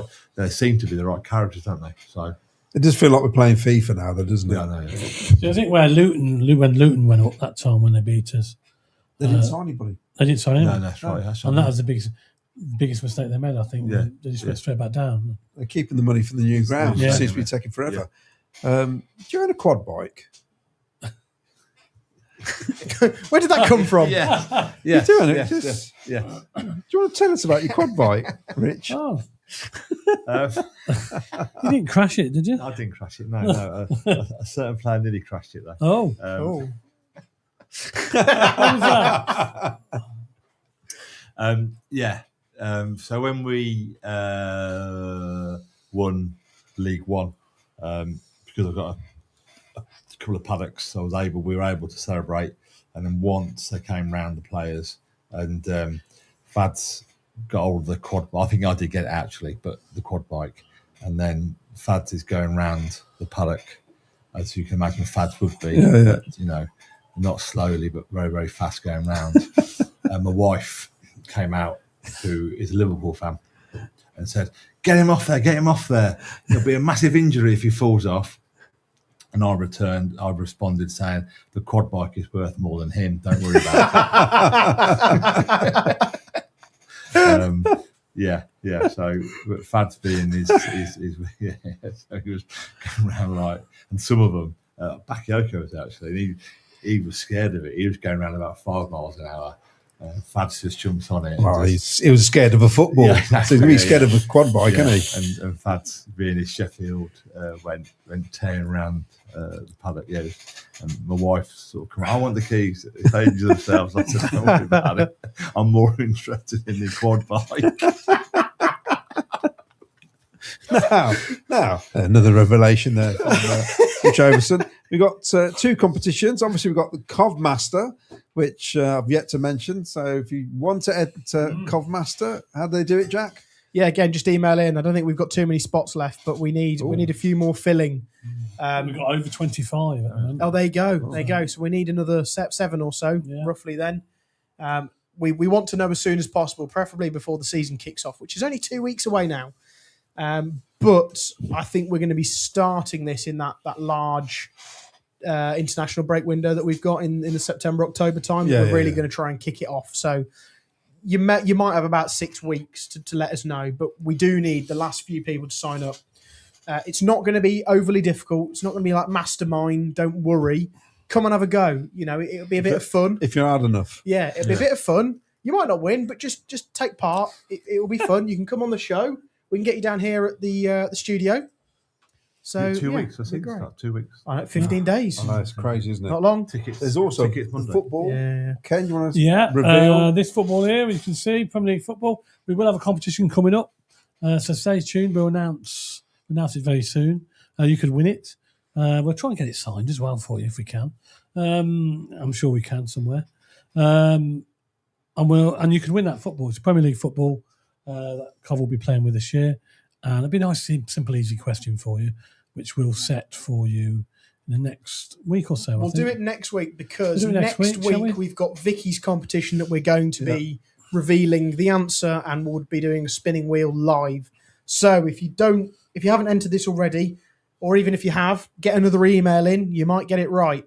What was the link between the previous 10 and this photo? So get your answers in. You've got 1 more week before we close live on air next Thursday. Yes. And then when we reveal the winner of that, we'll have Ken's competition we'll have the following. football up for grabs, yeah. Also, if you want to come in the studio, you can do anytime. Well, not anytime when we're here, of course, on the Thursdays, and join the panel. I can recommend it. Yes. There is a bar, actually, but obviously we can't. I've not seen it yet. There's an event going on out there as well. I keep telling me about this bar, but I've not seen it anyway. Claudio's seen it. Yeah. Now, Rich, back to you. yeah. Sorry, mate. This is your life, isn't it? I'll tell you what, do a couple more comments. And I'll We'll give him some breathing time. Yeah. Get some water. I'll think about the answer. I'm Sure. trying to think now what he's got in his sleeve. So Vince says, thank you, Rich, for everything you have done for the club, writing the academy, etc. We will be eternally grateful.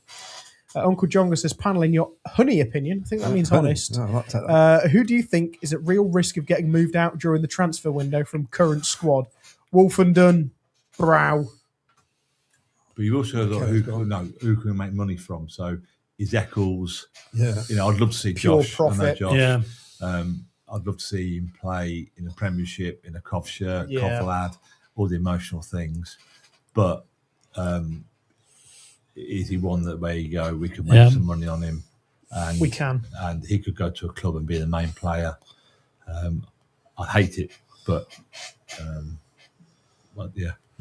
Yeah, he's spot on. It's difficult, isn't it? Who would you want? Yeah, Well, so you've got to make money. They've earned the right. They've earned the right to play. But if Hamer comes in as well, if we've got Yirenkyi in, Yeah. let's say he's in. If we get Hamer in as well for 8 million, you can sell Josh for a few. Maybe not 8, but I wouldn't be too far behind that. No. It's pure profit as an academy graduate. All the rest you mentioned there, you probably get your money back. Wolfenden, Brow. Well, Brow was free. Yeah, so yeah. So anything's So a profit. Markello, if he goes, would you pay for him 4? Was it? We've only been 4 or 5 months. Rumours, So you probably haven't paid that much, have you? You pay over the contract over 4 years. The Wolf was 4, wasn't it? Yeah, I think so. Yeah.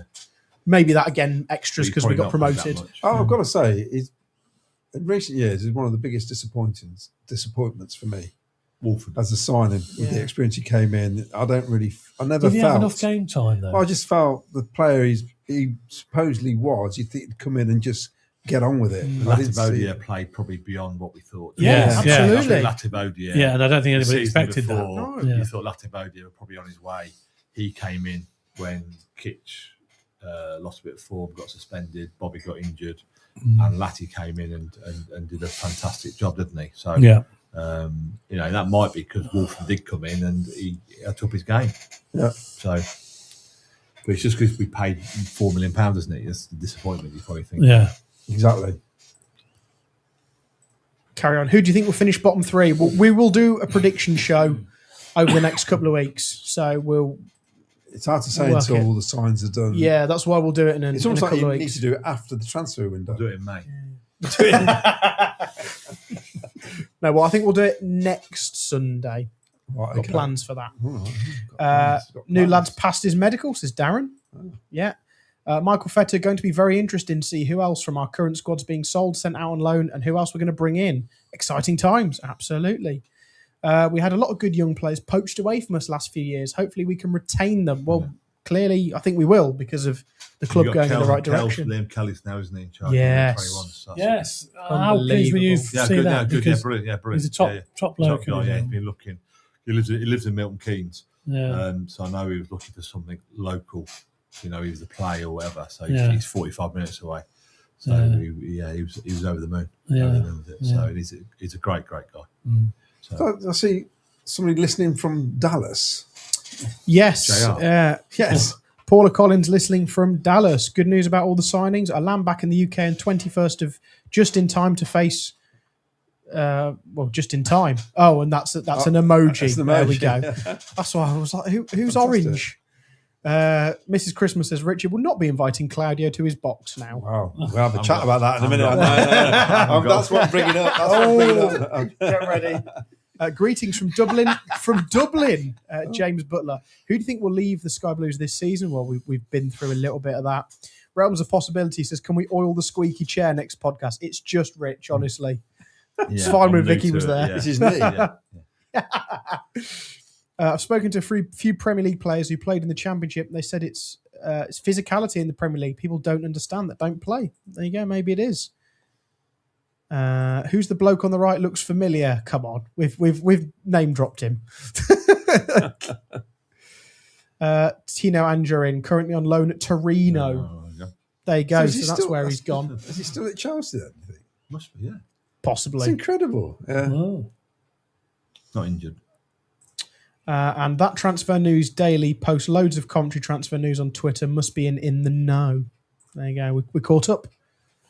So, Rich, for the first time in years, you're going to join us in the stands. Yes. You've yes. made Yeah. the decision to come out of the corporate and to come out of the stands. corporate. You Yeah. might have to speak up for this. Yeah. Why? Why? Yeah. Various reasons. I've got 2 lads who, well, the youngest now is 18, so been in corporate with me for years and years, and so in the corporate it's fantastic. But obviously you've got to wear club or be told what to wear really. And I go to all the away games, and I probably enjoy the away games more than the home games, where you're standing up for the games. You've got someone next to you who's sort of jostling you. So we're going across. And I think also my ticket went up from 2,500 to 7,500. Wow. So if you didn't catch that, it was 2,500 To 7, gone which up is to fine. That's fine. 7,500. What extra did you get fine. for that? 5-course meal. So all worth it. It's not, and the best seat in the house. Absolutely the best seat in the house. Yeah. On Doug's lap. Yeah. Well, on the halfway line, isn't it? Yeah. I know. 5-course meal, whatever it is. So I like to get there at 2:00. You know, what I mean, a 5-course meal for me.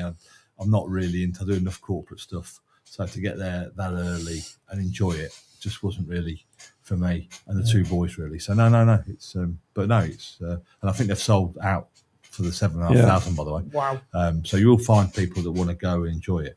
And but yeah, it's best to sit in the house. So we're going across into the normal stands. Yeah, because I mean, in fairness, you did say to me before even the prices were announced, that you're looking to move out because you say you spend all that money, and then you don't really do the food. And the boys are like older now, so they're like 18, and I want to wear like flip flops. I want to wear their shirts. Yeah, one of the shirts and have a. Sorry, you want to wear what? Flip flops. In the summer. This is. Didn't sign a player, and now he wears flip flops. So and they've got their mates going. So they've done their bit. You're not sat by him, are you? No, you're 21, aren't you? Oh yeah, sorry. Yeah. So no. I'm looking forward to. As I say, the away games you do, which are half of them, you stand up, don't you? You get jostled. Yes. You don't sit in the seat you want to sit in. And you get sworn in the aisles, bustling, and I enjoy that just as much, really. So and it is slightly different to the lounges as well, because obviously I know I've sat with you, and you got to behave yourself. You can't do loads of swear. We don't swear. You can't just gesticulate. You can't really. It's difficult, and there's some games where, like the like the Leicester game, it's really hard to keep control, isn't it? It's just one of those things. You're a football fan. No. So you can let your hair down. Yeah. So I'm looking forward to it. Really. Yeah, I think where we were was brilliant. The seat and everything. But when the sort of 5-course meal, you're thinking, I don't rock up there till 2:00.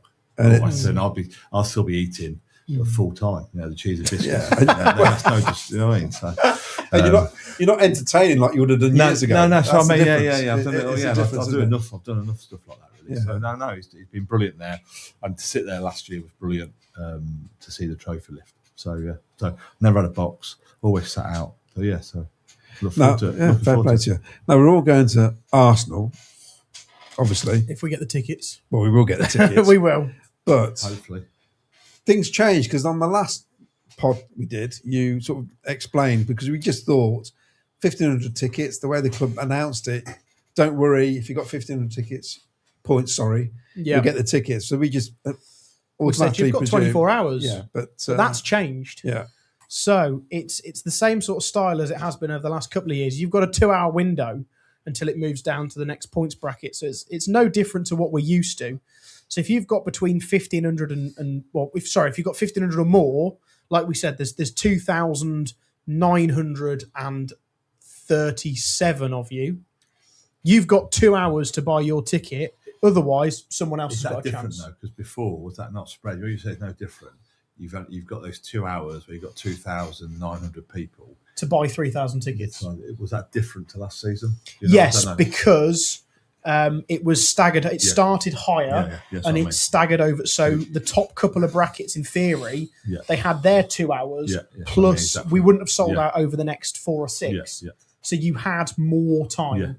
So the staggering stayed the same, but you've now only got 2 hours, not potentially 6, depending upon what bracket you're in. So if you're at work, or as Rich has had to do, change his train travel because he's worried that you're going to lose your signal. So I'm going on holiday on Monday. We're going on Eurostar. Eurostar is 1:30 from St Pancras. So prior to yesterday, we were going to have like a leisurely on the train, the family. I'm now going down earlier, so I'm in London for 10:00 because I can't trust with a good Wi-Fi connection. 2 things: I can't trust anyone else to do it for me because I'm a bit like that. Yeah. And the second thing is I wouldn't trust the Chiltern Railway, so I'm going down with half the bags to make sure I'm in St Pancras Hotel with the Wi-Fi at 10:00. Yeah, so I mean the 500 plus, 1,500 plus, sorry, could have easily been 10 till 4 o'clock. Yeah. But I suppose this creates competition. So we said on the other night's show, if you've got 1,500 plus, you're safe. Whereas now you're only safe if you can guarantee to log on to the ticket website and make a successful purchase within a 2-hour period. And it has to be said, not everybody's going to go. I know lots of people in the points bracket can't do it because of work and other commitments. So that I think it surprisingly might drop down to 1,300 plus. And then what happens if it crashes? Well, it always does, doesn't it? You've got history of that, of the, what is it, Ticketmaster? Yeah. Did you get the extra hour back if it goes down for an hour? Of course you don't. course Or you you've won't. lost. But what the club would say about that is it's not the club in the club's control. No. It's Ticketmaster's fault, which is fair. It's valid. That's just the way 2 it hours, is. you've got enough time. But yeah, it's always stressful, isn't it? When you get away tickets at 10 o'clock, Monday morning. I don't know why it's always got to be Monday morning, 10 o'clock, or they couldn't have done it tomorrow and spread it over the weekend. Time, really. Yeah. So, But if But you we'll be there. can't get your Arsenal ticket in the Cov away end, you could always Yes. go in Arsenal hospitality. Now, I got Jack to get hold of this because I was looking. I don't know why I thought I was going to go in hospitality at Arsenal. I thought I'd just have a look, compare these prices to what we pay. Yeah. It's just absolutely, these are mad. So I'm not going to read all these out. Obviously, you can see 6 on the screen here. We've got 6 more to show you as well, and obviously you can go on the Arsenal website and have a look at yourself if you're interested. The cheapest one on this page is the Woolwich Arsenal segment, whatever. It says soak it up in the match day atmosphere in the Woolwich restaurant, the exclusive lounge on club level before taking to ... for £1,000 Wow. per person. So if you've got £1,000 per game, so Richard said a season ticket would have been $7,500. This is £1,000 per game. And it's a fantastic place, Emirates. I mean, the middle bit is just full of hospitality, isn't it? It's a fantastic, but they do charge for it. You pay for it. Well, the hero experience is $5,000. Yeah. Well, I went last year in Vic's box. Yeah. And I don't think we've got any food. Wow. I don't think. I'm sure we didn't get any food. So yeah, so that's the £1,000. The highest price one there is the hero experience at £5,000 per person. Then we go on to page 2, where there's loads more of these. So the cheapest one here is the academy section at £879 per person. Wow. But then you've got executive boxes. So this is probably what you would have been last year. Yeah. That start at £15,000 per game. box. Yeah. And the Per executive, per game, Yeah. and the executive box N7 Plus is £37,500 per match, That's sold out. and that is sold out. Yeah, I've not told Caroline yet. Wow. I wonder what you get. What do you get for that? Well, it just says host friends, family, or clients in your own private box at the Emirates Stadium located ... It's for 15 people. Go and read it. Yeah. Go on the website and have a read. Leather seat. You get leather seat. I was just looking Ooh. the box I went in. You've got to get Leather food seats. for that, surely. Yeah, prawn sandwich. Yeah. It's just, it's football, but not as we know it, I suppose. no. But they designed the stadium It's for like that. a It's all the way hotel. around, That isn't it? The middle bit is just like a hotel. You're walking into it. Yeah, it's. I've always felt our stadium was just designed Yeah. not particularly well No. to cater for No. stuff like that. Basically, that's my opinion on that. Right, There you then. go. So we're all happy. We're all going to Arsenal. Well, Touch wood. I'm trusting you because you're getting my ticket. I've just Bloody deviant, everybody. Should we he's, keep the he's away put me game in his back? network. So I said, you just do it. So at least we can sit together. You were getting your own ticket. You got to be reminded, Ken, because you are terrible. I am, especially if I'm on I'm on lates next week, so I should be okay. If I'm on earlys at work, I'm driving down the motorway, and I look at the clock. I'm like, oh God, it's 10:30. I've missed the Handbrake I have to turn. pull over somewhere Yeah. to try and do it. So Miles does get mine, to be fair to him sometimes. It'd be Well, I great. should be all right. It'd be great if there was an option on your account where you got a ticket off if you don't want it. Or pre-ordered it or something. Yeah, so it's like- Pre-order. You'd think when you're AI now, you could just press the box, pre-order Yeah. it, and it does it. They're having this sort of 10 o'clock, Monday morning. Yeah, you just It's forget like sometimes. 1970s, isn't it? 1980s. You'd think now with technology, you should be able to. There should be a better way of doing it. I have noticed on the Arsenal, I think on their page, I was looking deeper into their tickets. They do the waiting list, and what they do for their season ticket is £50 to go on the waiting list. But if you get a season ticket, that goes into the cost of your season ticket, Well, that's good. which is a good way of doing it. But they have different scale of it as well. They've got so many memberships as well. I think we've only just started. If you look at other clubs, there's so many different things. Yeah. If you can get a membership, it entitles you to get tickets for so many games. It's But I also think different league. the state of the stadium before Doug bought it back in September, it was run down, wasn't it? So Yeah. you've got to also make sure the stadium is fit for purpose. You know what I mean? And there's a lot of work They've going had to on. do some improvements, haven't they? Massive improvement. I think even for this game coming up on Saturday, where my tickets were, they rang me up and said you can't sit there because it's not ready yet. They'll all be okay for the season, but there's lots of stuff going on. Yeah. There'll be quite a change next year. VAR, Yeah. where's that going to be positioned? They've in even the had a stadium? coach paint, haven't they? Yeah. Well, I mean, that's Very right. nice. Actually, it brings me on nicely. Of course, Stuart Court and his team, who were doing all the Announcements. announcements and the Sound the and the VTs production, and yeah. sound That guy, production. they were probably, Instigators of it, and So- he did a nice piece, and it was kind of like it just happened, didn't it? It just happened naturally, the whole thing. Which now, if I'm honest, and maybe controversial, feels a bit forced at times. It seems so better when it's sort of I'm trying to find the right word, but it's just natural, wasn't the way it happened? So- Organic. Have they got was a it? company coming to do all Well, Yeah. they've got a company coming in who Yeah. do 400 different stadiums and clubs.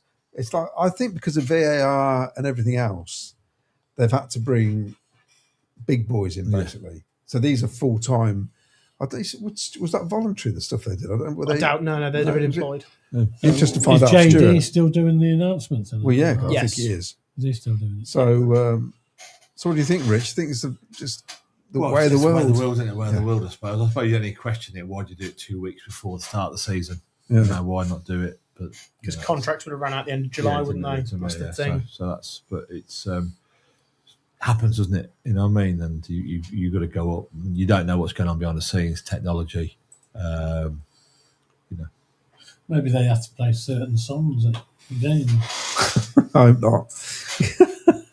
And just while we're on the topic of prices for tickets and stuff, you know how all the Leicester fans whinged at us for charging them 47 quid to turn up? Leicester are charging £47 to Burton Albion fans in League One. Wow. That's League nuts, One. isn't it? There you go. League One, eh? So they were whinging that we did that to them. You know, Premier League champions of the past decade, Yeah. FA Cup champions, Champions League quarter finalists, and we charged them 47 quid, and they're a bit unhappy. But they're now doing it in League One, which is It is interesting. strange. Because that's a club that has completely gone off the scale, haven't they? In terms of the way things were. Because the guy was in charge. Horrific what happened to him with the helicopter accident. Yeah. And we spoke to the Leicester fan last season, didn't we? When I put it to him that I didn't think his son was that interested. Yeah. You can tell it was going wrong. Mm. And of course now they're looking at investors coming in. So luckily we're not in that position, and hopefully Mr. King will make sure it never happens. Yeah, exactly. So are we moving on to Espanyol? Yeah, I think we're going actually. I was going to mention celebrations for winning League One in Matlock. Are we? What, in Derbyshire? Yes. Now this was during COVID. It doesn't matter now. No. It was all It's nearly 7 above years. board. Yeah, all of aboard. I'll go back actually. I'll go back probably Sunderland game, Fizzy Moon, on a Sunday night because the game's on a Sunday. Yeah. And I think Matty Godden actually. So I think the club, if we won the league, we're going to send the players to Marbella. And he's like, hey, if we win the league, will you pay for Vegas? And I think I was 5 points in. So I stupidly signed a bit of paper saying, yeah. And Dom Hyam carried that round in his wallet and for a while. Anyway, because of COVID, obviously it wasn't able to happen. So we were just looking at different things, and we came across a place in Matlock that was an old guest house that was turned into a party house, really. But again, it was all within COVID. We had to get all the names of the players. And we went on the Saturday, came back on the Monday, and we kitted it out. So they had a bar in there as well, actually. So we kitted out with drink. My lads came across to do the cooking. Funny story was the coach driver was also a DJ. So it was Simon who was a coach driver as well. So he came on, did DJing. So we had 2.5 days in Matlock. Everyone came, so all the backroom staff, Mark Robbins, AD, all the players were there.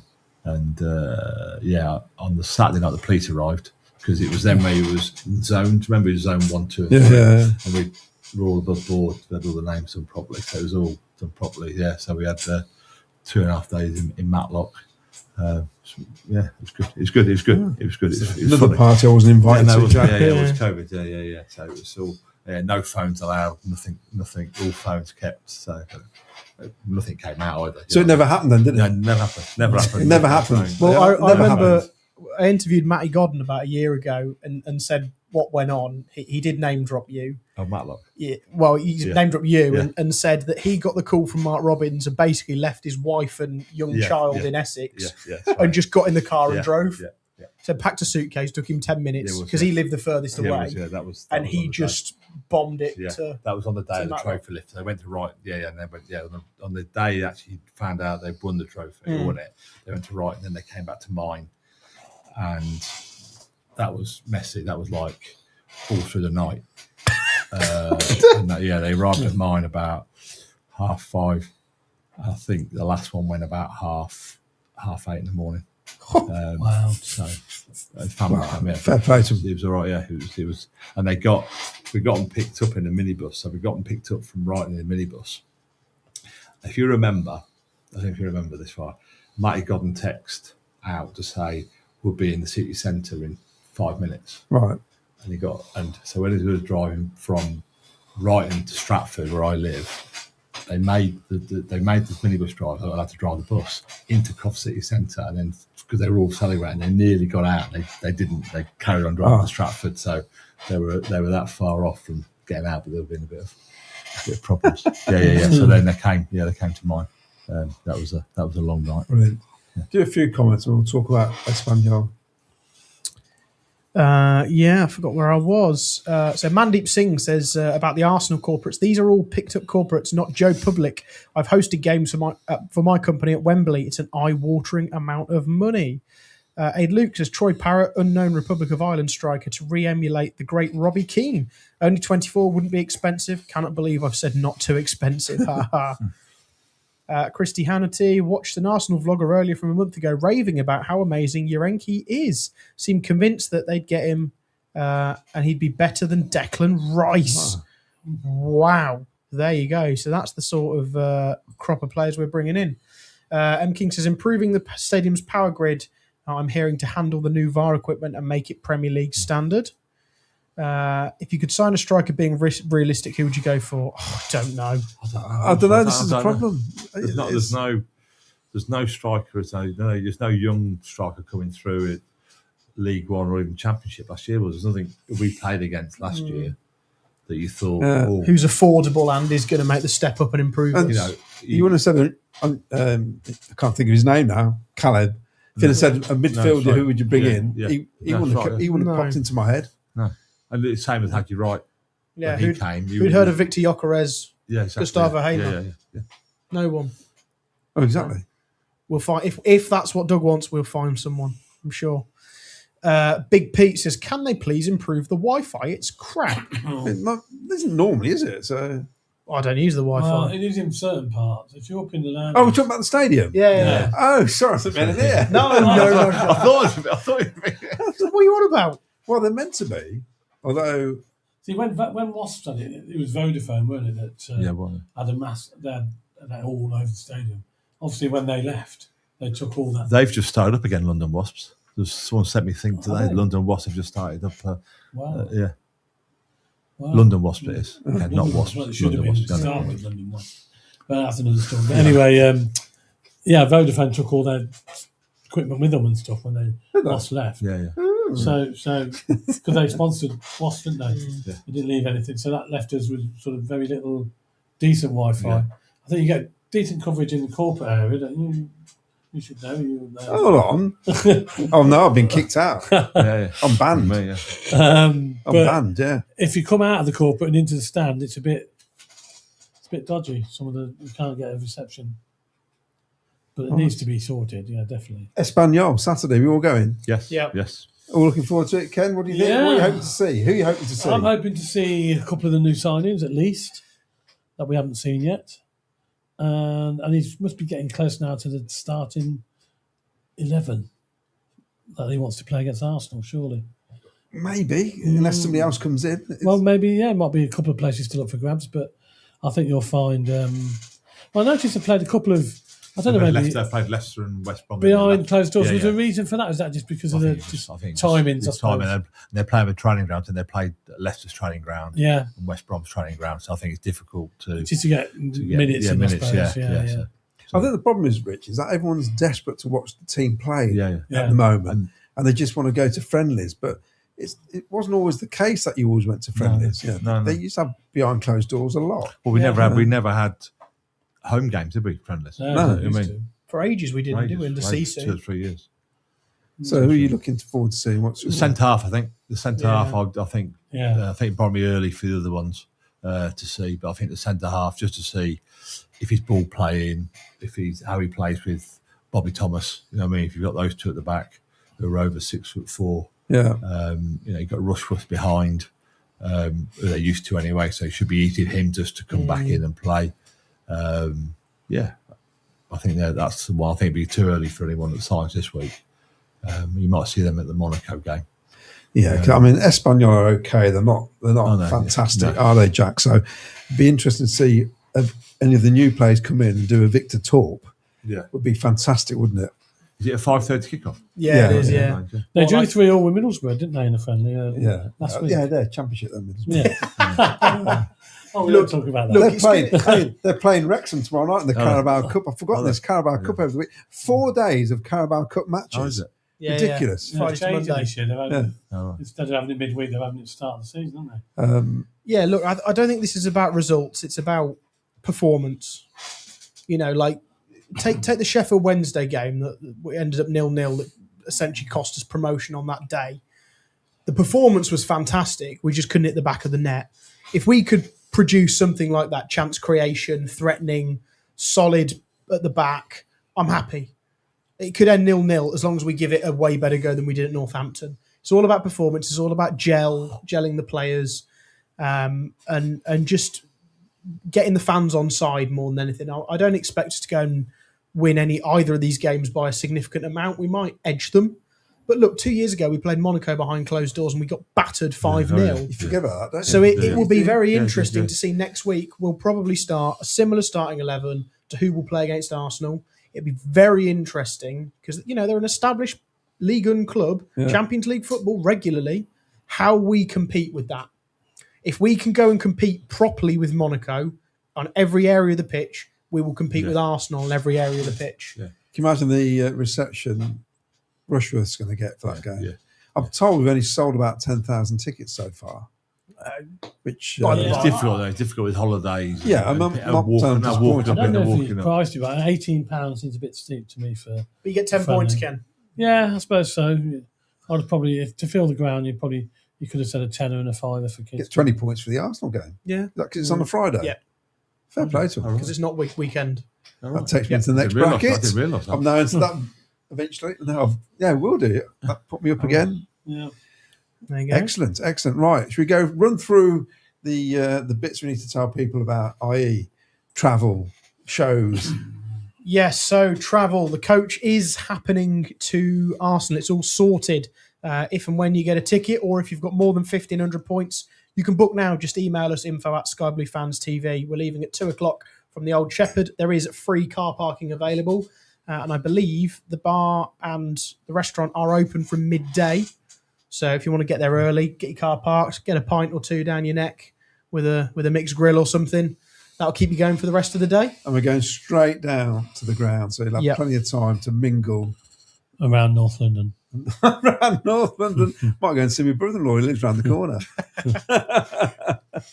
Covmaster, if you think you can, or if you want to have a go at a quiz, it's not going to be too difficult.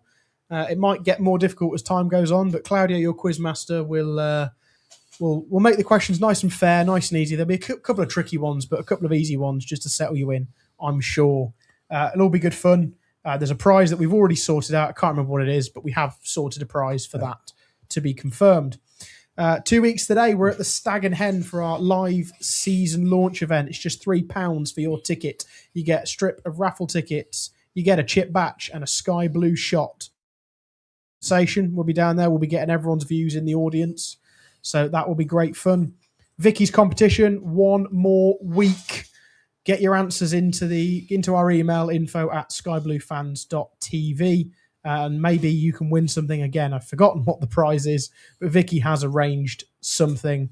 Don't forget to like and subscribe. It's free on YouTube, or you can become a member for $3.99 or 99p a month. It all goes to a good cause, help subsidise the coach travel, things like that, bring you events, and obviously for travel purposes as well. So that we'd really appreciate that if you could sign up. Thank you. Ken, explain about the ball. Yeah, another competition we will have running shortly. I've got a Premier League football there, which we'll see plenty of them, I'm sure. Hopefully a few hit in the back of the net next season, or this season coming up. And you could win one if we'll try and get it signed for you as well, if we can. And then it'll be an easy question coming up next week. We'll probably do it. Nice, easy question. And then you can go into a draw. Everybody gets it right. They go into a draw and win it. So simple as that. Bit of an announcement. The channel will ask by Finalysis to get involved. It's an app on your phone, and they're in conjunction with Sky Sports and The Athletic.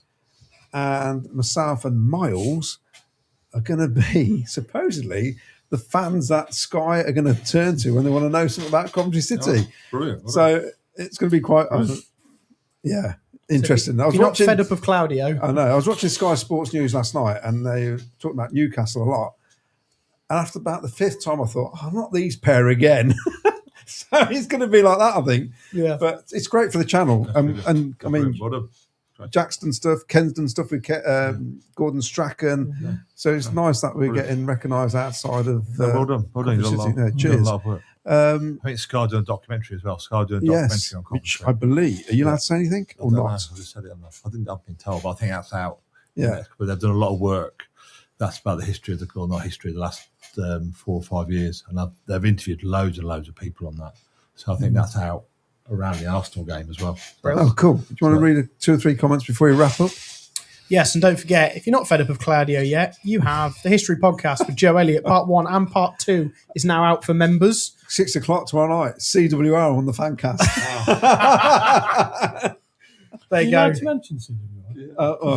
I'll mention them, even though they don't mention us. Well, someone gave us a shout out. Yes, it was. I'll get the name. You get the name. I'll read some comments. I can't remember the name now. Get it on the phone. Steve, it's on our phone. No, it wasn't. Wasn't it Ryan? Oh. Someone mentioned us. Ryan Cowley. Ryan Cowley. There you are. Thank you very much for giving us a shout out. Appreciate it. There's some more comments about Jay De Silva. He's 5'7", so if you don't know what that means, it means he's taller than Miles. And Roberto Carlos, apparently, who's only 5'6". There you go. Point. Arsenal also have the Community Shield the weekend before they play us. We all know that's a glorified friendly. Yeah, but they like to win it though. They class it as a trophy, don't they? Yeah, they do. Did you go to Everton? Did you go to Everton? Yeah, I did. Yeah. The yellow shirts. 50,000 City fans. It was one goal, wasn't it? Speedy played it. Wayne Clark, yeah. Speedy had a good chance. He had a good chance at that game. Yeah. Wasn't that his debut? One of the questions in his. Wayne Clark. That's one of the questions in his. They go strike that one off. Awful game. It was a terrible game. Hot, very hot. Yeah, very hot day. You poured it? No.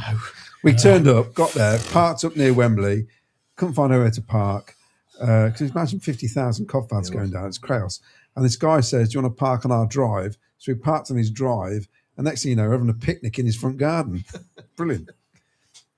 Right, last comment then. Height isn't really the issue for me. Plenty of small players in the list of greats. There you go. We'll leave it at that. Thanks for joining us tonight. We'll be back again on Sunday night. Yes. Rich, always a pleasure, mate. Thanks for coming in. Thank you. It's a pleasure for inviting me, and a great venue as well. So thank you very much. It is. We'll go to the pub Brilliant. now. Thank you. Fine, yeah. Sounds I'll good. Thank you, Jack, for doing the secrets. comments. And see you next week, Ken. Yes. I'll see you Sunday. I'll be on Sunday. Don't forget 10 o'clock. Yeah, 10 o'clock Monday morning. We'll remind you on Sunday. I'll set my alarm. I'll be on the train. Meanwhile, as Miles always ends the show with, remember, what are we? We are Premier League. Good night. Good night.